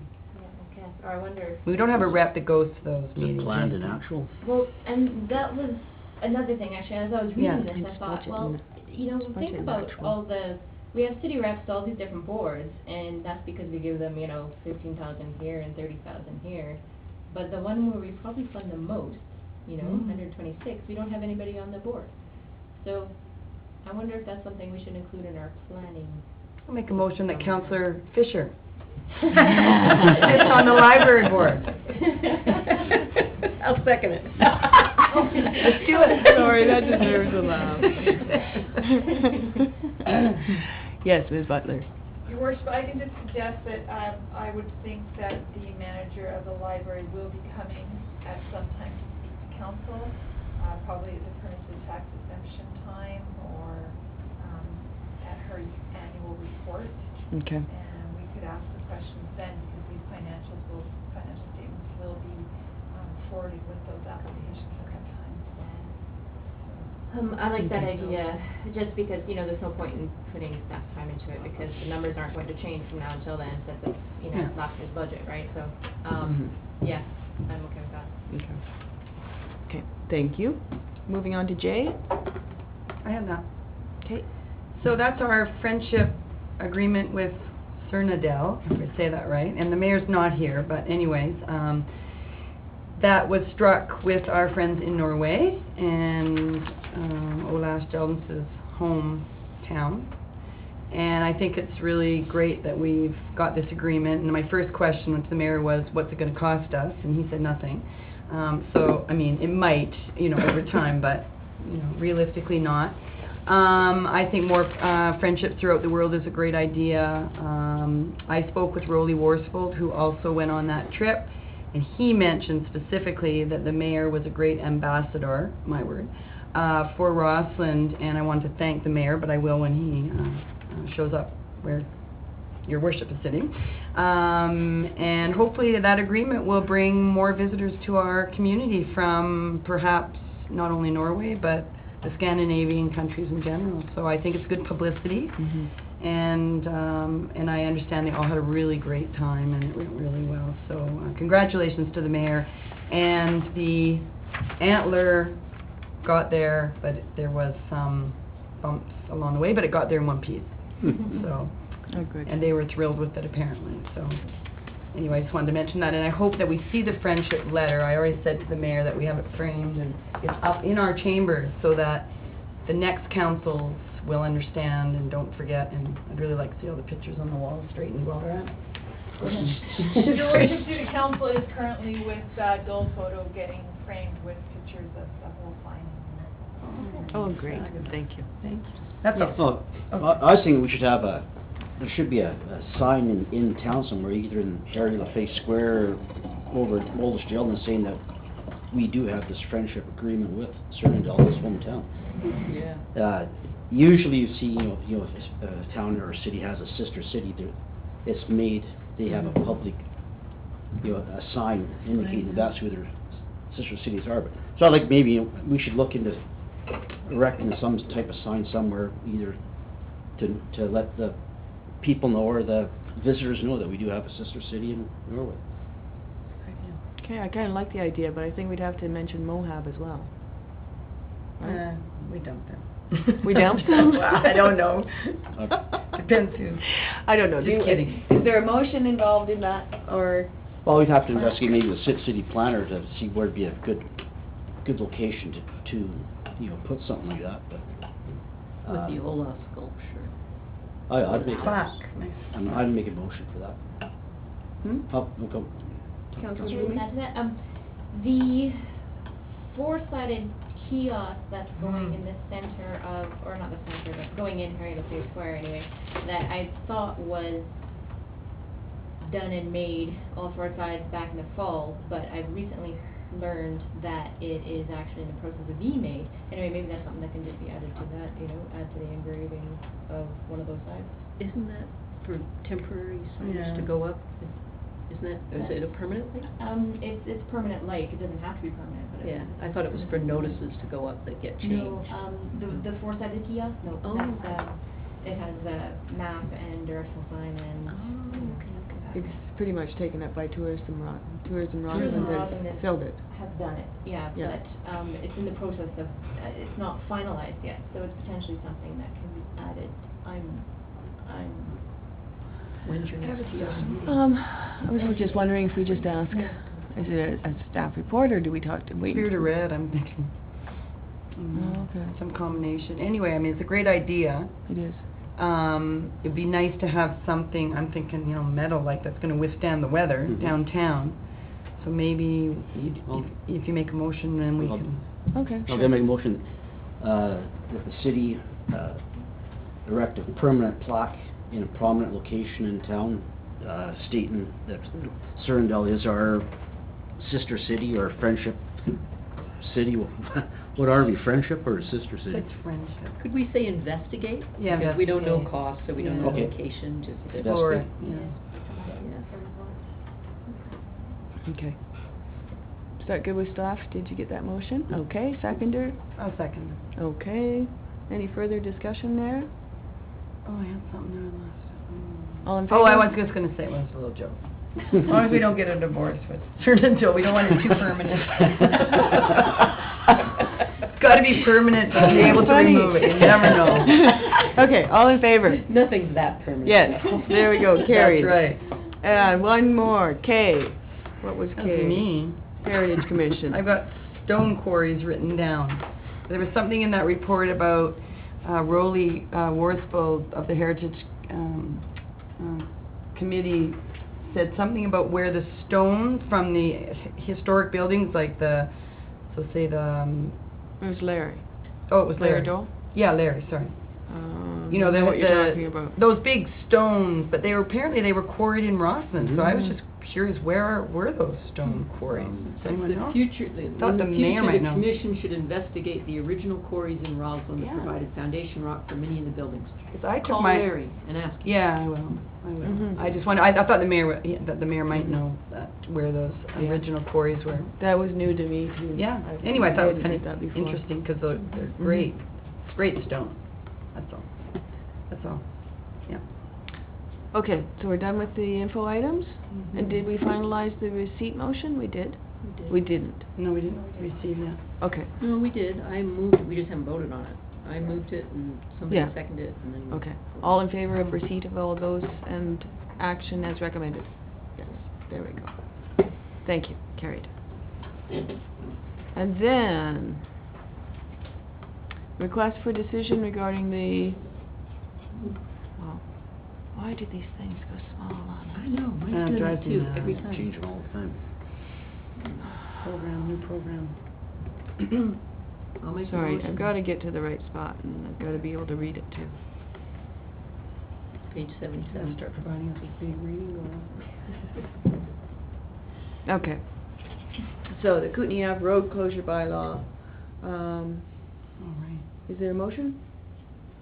I'll make the Councillor Moore? motion that city advance staff request to give bylaw 2555 first and second reading, set a public hearing opportunity June 24th. And seconder? Thatcher? Okay. Do we speak to it? Yeah, the only discussion is this is the thing that we tried to do before, and my recollection, and this is through to staff to make sure my recollection is correct, the whole reason this came forward was because the city wanted to have additional access for snow storage at the back of those lots. So this is really an advantage to us. And, because otherwise, you know, we're moving these lots forward, you know, pushing them forward, which I'm not really in favor of, but to get more snow storage and to make Public Works function better, I'm in favor. Mm-hmm. Okay. And would you like No, to I think speak to it? it's, I think we should provide a public,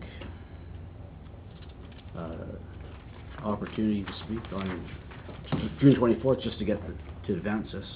Okay. You're good? You're good? Yes, I know exactly where it is and what it wasn't. Yeah, we already approved this, but it was some technicality, so it's, yeah, it's just a technicality. Okay. All in favor? Yeah. Okay. And members' reports? Who would like to start? Councillor Moore? I'll start. I've got a couple of questions. Now that the pool is up and going, this is a question through you to staff. Is our heat transfer set up on the roof, is that working? Your worship, no, it is not, and that is part of our audit. Ah. Okay, so we'll get. We're looking at that. That'll be, okay. Yeah. Okay, and then another thing, I don't know if anyone else has noticed this, but as you come into town from outside of the city coming down towards Red, the farthest sign, one of our nice new signs, is tipping over. And I'm just wondering if that's the responsibility of Public Works to go out there and straighten it back up again? You know, little gray and rust one. Is that the one that's about this big? Yeah. And no wonder you haven't seen it because it's so small. But it is tipping over, it looks a little funky. And then now I have a question for our broadband representatives. And I'm wondering, when you were looking at grant opportunities to pursue, did you look at the CBAC Beetle Coalition as a potential funder for that? Because they do a lot of economic development projects all over the place. So, and in one of our CBAC.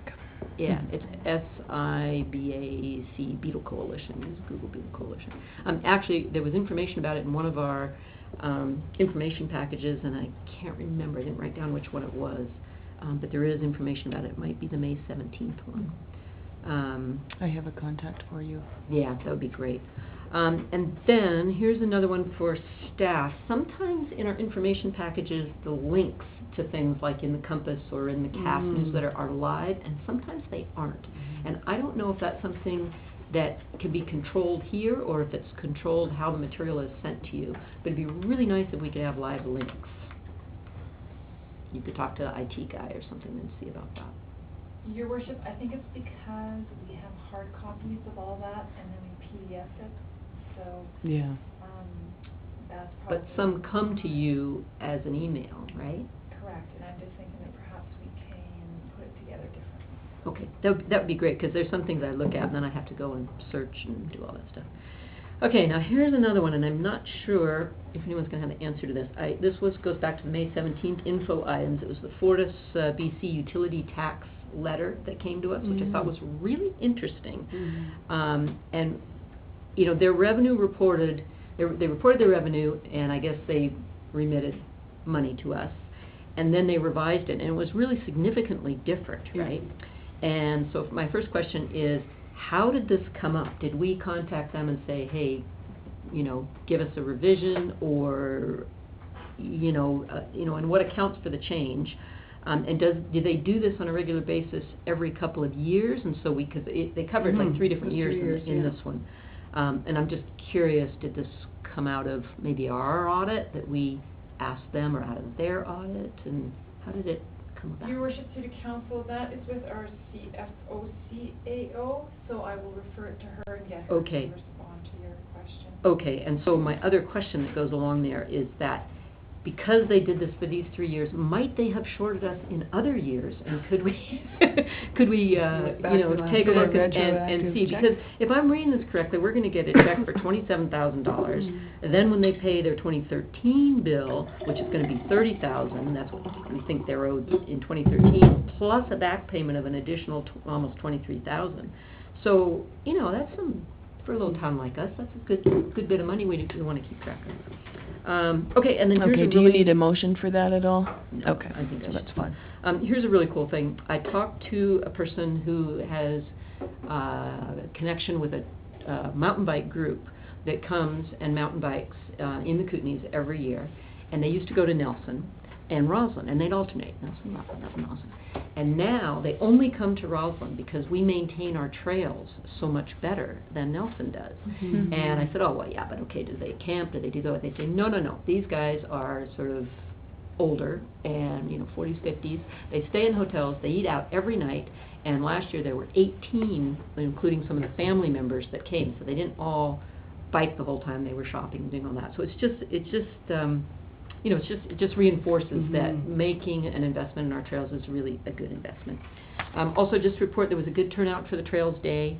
They broke into 2 groups. One group was doing some trail building, and the other group was doing some invasive plant removal, which was the group I joined. So that was kind of interesting. And then I have a notice of motion that I'm bringing up again. It was one that I brought up in January about having staff do a compensation kind of policy and provide the RDKB as a model, because they have a policy like that. I brought it up in January. We deferred it because the CFO wasn't here, and then we got into budget, and so that got kind of crazy. So I'm bringing it up now, and I think it's an important thing that we should be looking at. So I'll give that to staff, and it can come up on the next meeting. And that's it. Okay, thank you. Councillor Blumey? Okay, so Tourism Roslyn and Chamber of Commerce, the monthly meetings are coming up, so I've already spoken to you guys, I think, since the last one of those. With respect to this CBAC grant, yes, I have Cyback? Just 'cause. Okay, well, that's how it's pronounced. The beetle thing. Yes, I have looked into it, and I had a conversation with a couple of the members of the task force. And anyway, it's basically we're working on the FIDIT one now, and then I think, well, anyway, there are a couple others that we're looking into after that. But it's kind of one of those, bite off only as much as you can chew. I've already I've gone a little overboard on that. So once we get one out the door, we'll move on. Okay. Only because they had that economic development meeting that we were all at, the CAO was kind of trolling for projects, and I thought, oh man, have we ever got one? Yeah, and something to keep in mind. That was both Renee and I from the task force were at that, and we discussed that too. That was one of the conversations I had about it. And I seem to remember somehow through listening to that, I had in my head that okay, it's one that I could put on the back burner, and I can't. I'm assuming that must mean that either because there's no deadlines for it. Or, yeah, okay. Good. So anyway, but very good information that you have a contact with that, Your Worship. So with respect to the broadband, anyway, we had said that we would discuss that tonight and actually, talk about making a decision on that tonight. We had previously said so, but we have a lot more to kind of comb through carefully, a lot more information to comb through carefully, that just to make sure that we're giving a very, very, very thorough look at every single possible aspect. We're just not quite there yet, and so we do have time with respect to the Ford's Pole thing, to deal with it next. Give ourselves another 2 weeks kind of thing. So, sorry for the delay. And I was also going to bring up the shuttle issue and just give you a little light dose of what's going on there, seeing that it is coming to us anyway. But it kind of sounds like maybe, you know, given all the talk at the beginning of the meeting, that maybe everybody knows what they feel they need to know at this point, or maybe should I just ask if there are questions on that? I have it. If I could answer to you, Councillor Bloomie. So is it the same shuttle company, or are they going to look at other companies? Like that was the limousine bus thing, right? Is that the one? Right, the black one. Well, it's the type of thing that, see, I'm a bit confused. I mean, I don't have all the information yet, but as of the last meeting, it was supposed to be that it was going to be the limousine guys again. But anyway, that's the service we're talking about. Yeah, or that Tourism Roslin was talking about. It's that bus. What that bus was for us last year, they want it to be for us again this year, but bigger. Longer and hours. Free. And different route. And, you know, but that was sort of the test project for what they want to do this year. And as Deanne just mentioned now, and this is actually the first time that I'd heard it, is that they would put it to RFP. Last I heard, she was just going to be in contract negotiations with the people we had contracted last year. So maybe we can leave that discussion until the next meeting and... Or next meeting. Okay, great. Anything else? Can I just, okay. Question, Joe? One of the money from the info center, was it, for the museum? I found that whole string of conversation confusing to get, like, that money was supposed to go, they want that money to go to the transit now instead of to the info center,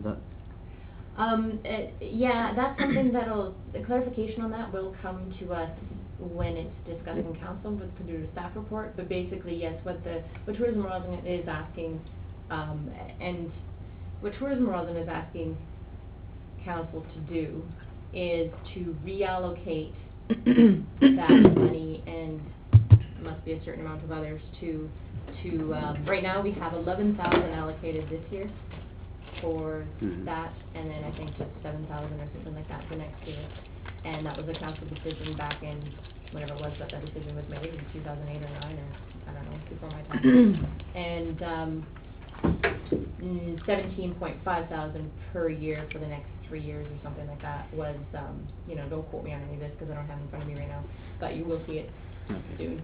But anyways, they're asking that money for the info center that the museum has budgeted for and expects, you know, committed, that be reallocated to this shuttle bus. And now, every letter that we get, though, you know, we have to keep in mind that the whole story has not been written for council yet, and it will be in a few weeks. And so I don't know that the letters of support that we're receiving, that they necessarily know that what they're supporting is to, you know, take from Peter to pay Paul, basically. So that dynamic may come into play a bit stronger in the coming weeks. We'll see when the official put something. Okay. Okay. Councillor Thatcher? I've had a couple conversations with people who live up around RSS now, and the concern there is it's the parking lot that's going to be blocked off, correct?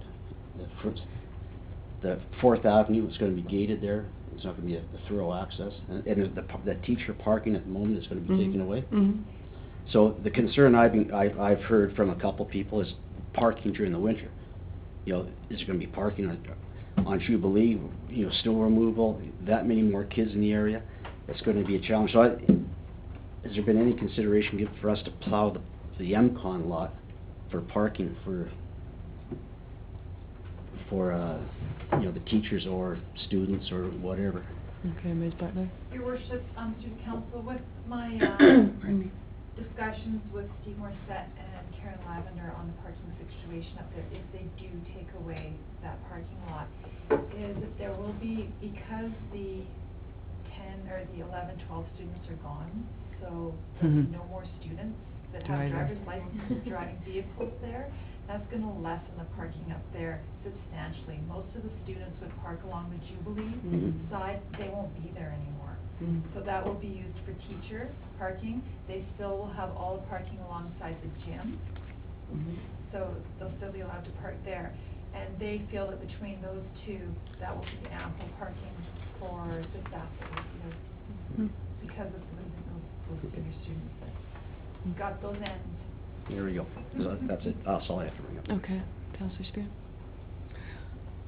Sorry, I have to put a Cephalin because I've been struggling with laryngitis for a few days. Yeah, I didn't get to the, was it the LCCDT public meeting at the Prestige? I didn't get to that. I had some conflict of some sort. But I did read the business expansion. I wrote this a while ago, so correct me if I'm off.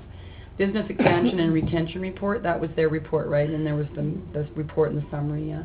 I just found it was interesting, the three big ideas about recruitment, expansion of business and real estate needs, and trained and skilled employees. Those were sort of the three key ideas, big ideas that I pulled out of it. And one of the interesting points that I noticed with regards to recruitment especially was how the marketing to outside workers, and they commented on schools. And of course, I went guffaw. Anyway, I just found it really interesting how a community like Roslyn that has notable amenities to attract workers to this area, and who has had one of the highest ranking school achievement-wise in academics and sports and arts and culture, as well as having international and academy options, was not felt to be a key component in this strategy. You know what I mean? So they point this out in a key economic development report, and yet we've taken 33% of our high school options away from attracting workers. So it's just that constant reminder that keeping that high school open K-12 or having K-12 in Roslyn is a key economic component amongst all the other things that I've shared numerous times at the table. I know that the LCCDT did write a letter, though, in support of our schools, so I do appreciate that. I guess I wish they would have been able to have a little bit of power to put a little bit more positive pressure on the school board with regards to economic development. Sorry, I forgot that part of my report. I went to that presentation, the BRA that presentation at the Prestige, and it was, very well presented and quite a thorough study. However, the Roslyn case, she really was speaking to the Roslyn case and then comparing to the rest of the basin that they studied. And the Roslyn case was relatively weak just because I can't remember how many respondents there were, but there weren't very many. And so 19, something? Yeah, it was early, low 20s or something. I'm not sure, but at any rate, that's out of 157 respondents. Yeah, so of the whole region. Yeah, and so the thing is that we could definitely do better. There is a lot of important information in that. They really, the information they were able to get, they really broke down into helpful, usable pieces. And so the executive director of our chamber does recognize that there is a lot of potential movement there. I mean, area to grow. So what she would like to do is work on getting more people to reply. The problem is that every respondent, I think it's fairly costly in time. It's about 4 to 6 hours of work or something like that. So that is a bit of an issue, but I think the information that comes out of it is important enough that it is a valid thing for the Chamber of Commerce to pursue bit by bit, just sort of chip away at the numbers and try to get more respondents. So that is going to be worked on. Thank you. Okay. What else? There's this. Now, I hope I have this right. Terry Miller's out of town, so I haven't heard. Sustainability Commission meeting this week on Wednesday, and Councillor Moore. I'm going to come, but we didn't see an agenda, did we? I haven't seen an agenda. Yeah. I got. Yeah. Can you resend that to Councilman? Because I got it through Sideways Ways or something, but I'm not sure. I went to look for it, and I couldn't find it to forward. Probably just my vast array of correspondence. So Councillor Moore is going to attend that. I have a staff meeting with the new school, a staff meeting tomorrow, and then at the RSS on Wednesday, so that's why I won't be able to make that meeting. So Councillor Moore can fill us in on that, and thank you for doing that. There is a meeting tomorrow night at McLean with regards to facilities. It's at 6:30, and I will attend. This is where the board is going to present whatever options they're going to present with regards to McLean Elementary School and the annex. I have no idea what they're going to report, so I'm interested to hear. I have no idea what kind of negotiations are going on, if any, with the Franklin School, so it's totally, I'm sure it's in camera and everything. So I'm going to look forward to hearing about that tomorrow, about those facilities. I think it's really important that we're all, as council, vigilant, because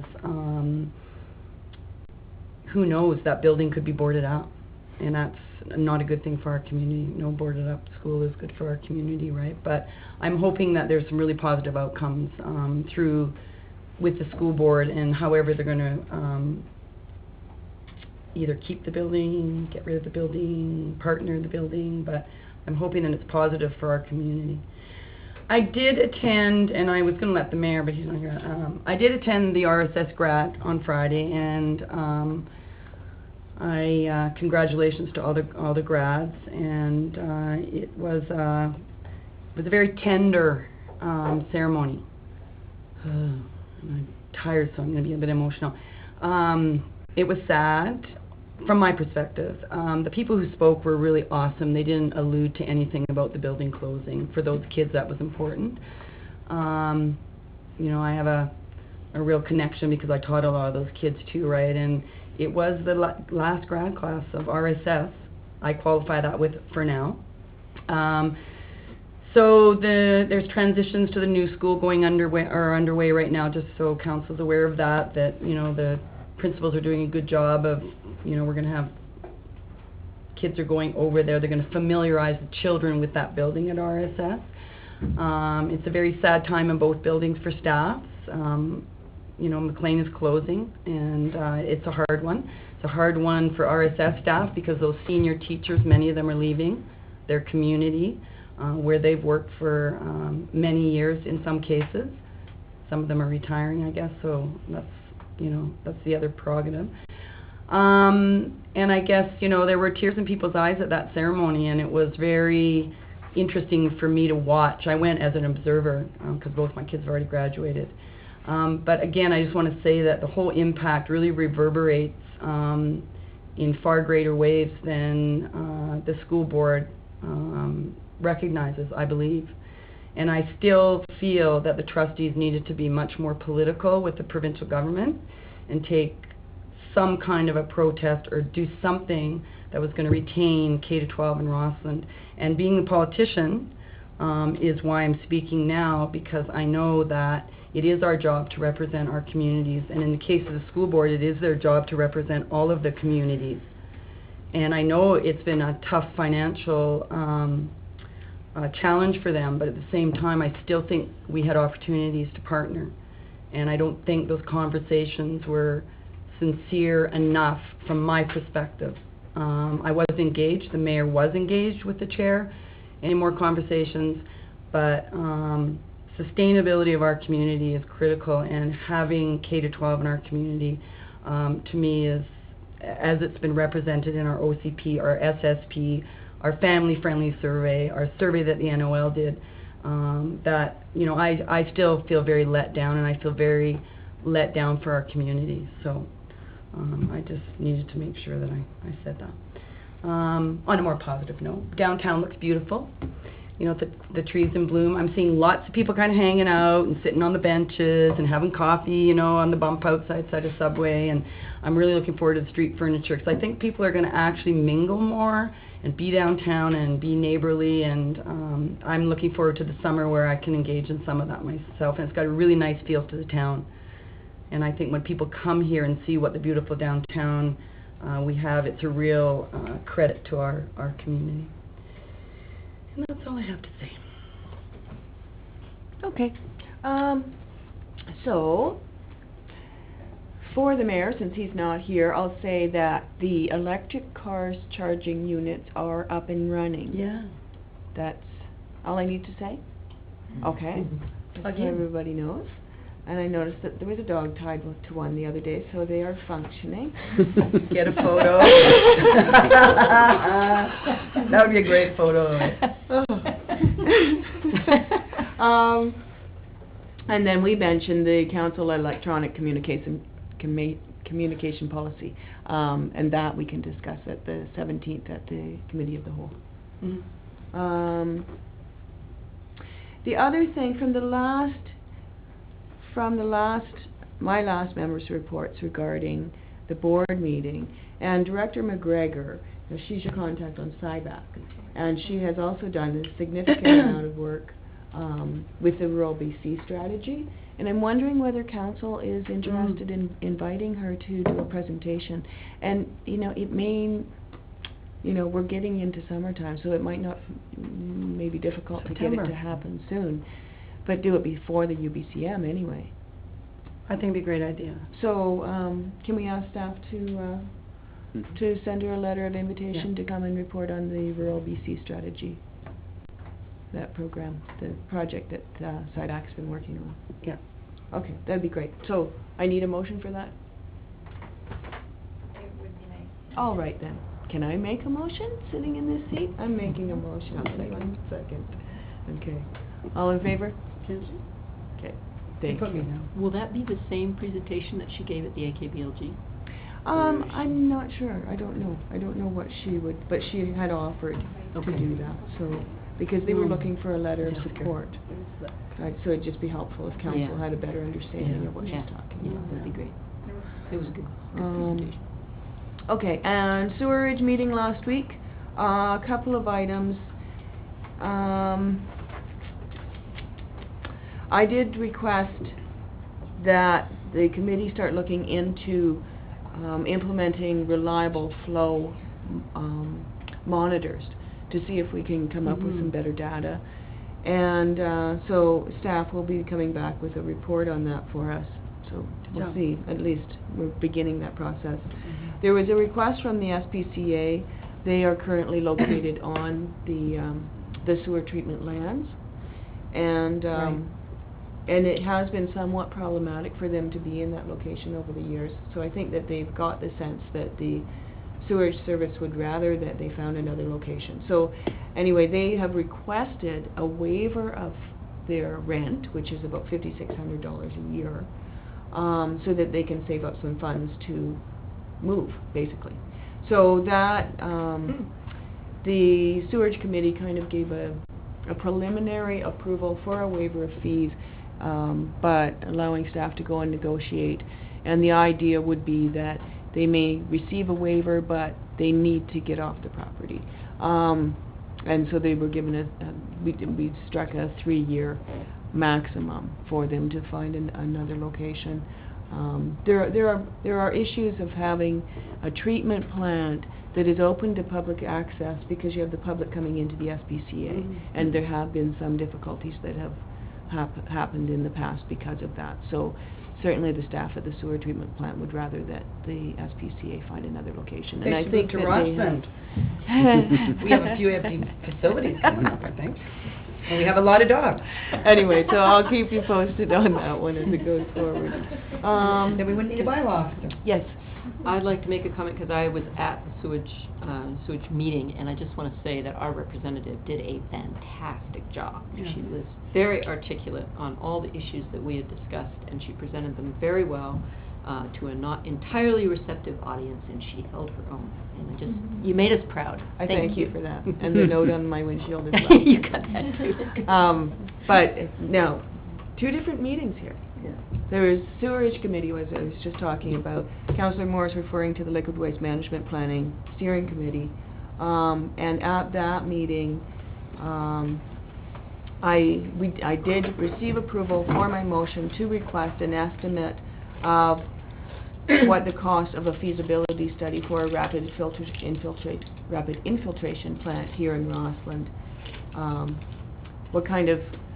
How much would a feasibility study cost? So that's what staff will be That's coming smart. back with at this point. And, so it's a baby step, and yes, there is some opposition down the hill. So, we'll Did they see- support, we'll they see support your where that motion? goes. Yes, it It carried. It carried. What it looked like, number-wise? You allowed to say that? 3-1. It's a public meeting, 3-1, at that point. Right. When it becomes a weighted vote, when it's a financial matter, it goes to the board for a weighted vote, then you will Right. maybe see a different outcome. Mm. Anyway. And then the other thing, I also was at the grad, I have, our younger son graded, Mhm. and, I completely agree with some of the points that Councillor Spear made. You know, it was such a bittersweet occasion, and, the amount of tradition that this community has built up around those high school grads, and as a parent, I sometimes think it's a little over the top, but, Right past but it. nonetheless, the tradition that will be leaving this community is, it chokes all of us when you think of it, and there were a number of people that had a very difficult time, you know, accepting that. It's just such a loss. Very unfortunate. Anyway, that's all I have to say. Is that it? Motion to Is there any signs put up for those electric chargers, or the? We're just right at the, Yeah, your worship, city council, I think the signs are up as of today, but they're ready to go. Go but plug nobody, it in. you know, but we should have, you know, you think there'd be signs up around the museum or something, you know, up Yeah. at Red Mountain? Oh, I think there's more signage to come, Okay. but they're actually ready to be plugged in. Yeah, from the highway, you need Yeah. some direction from the Exactly. highways for sure to say it's there, yeah. Now, if Good. only Steve Ash could drive this little electric vehicle on the highway to get here to plug Yeah. it in, we'd be in good shape. Motion to adjourn? Yep. In second? They'll have to get a big truck. Drive a big Ford 450 up to those little things and park it right in front. That's you. That's right. Drive your big truck. Thanks, everybody. Thank you. Thanks. Good job, Mayor. Okay, it wasn't 35 minutes, though. That's because you said that. When my daughter asks me now, when will you be home, and I go, late. Short agenda, doesn't matter. Late. Yeah. You say 9, you're home at 12. So the earliest ones ever.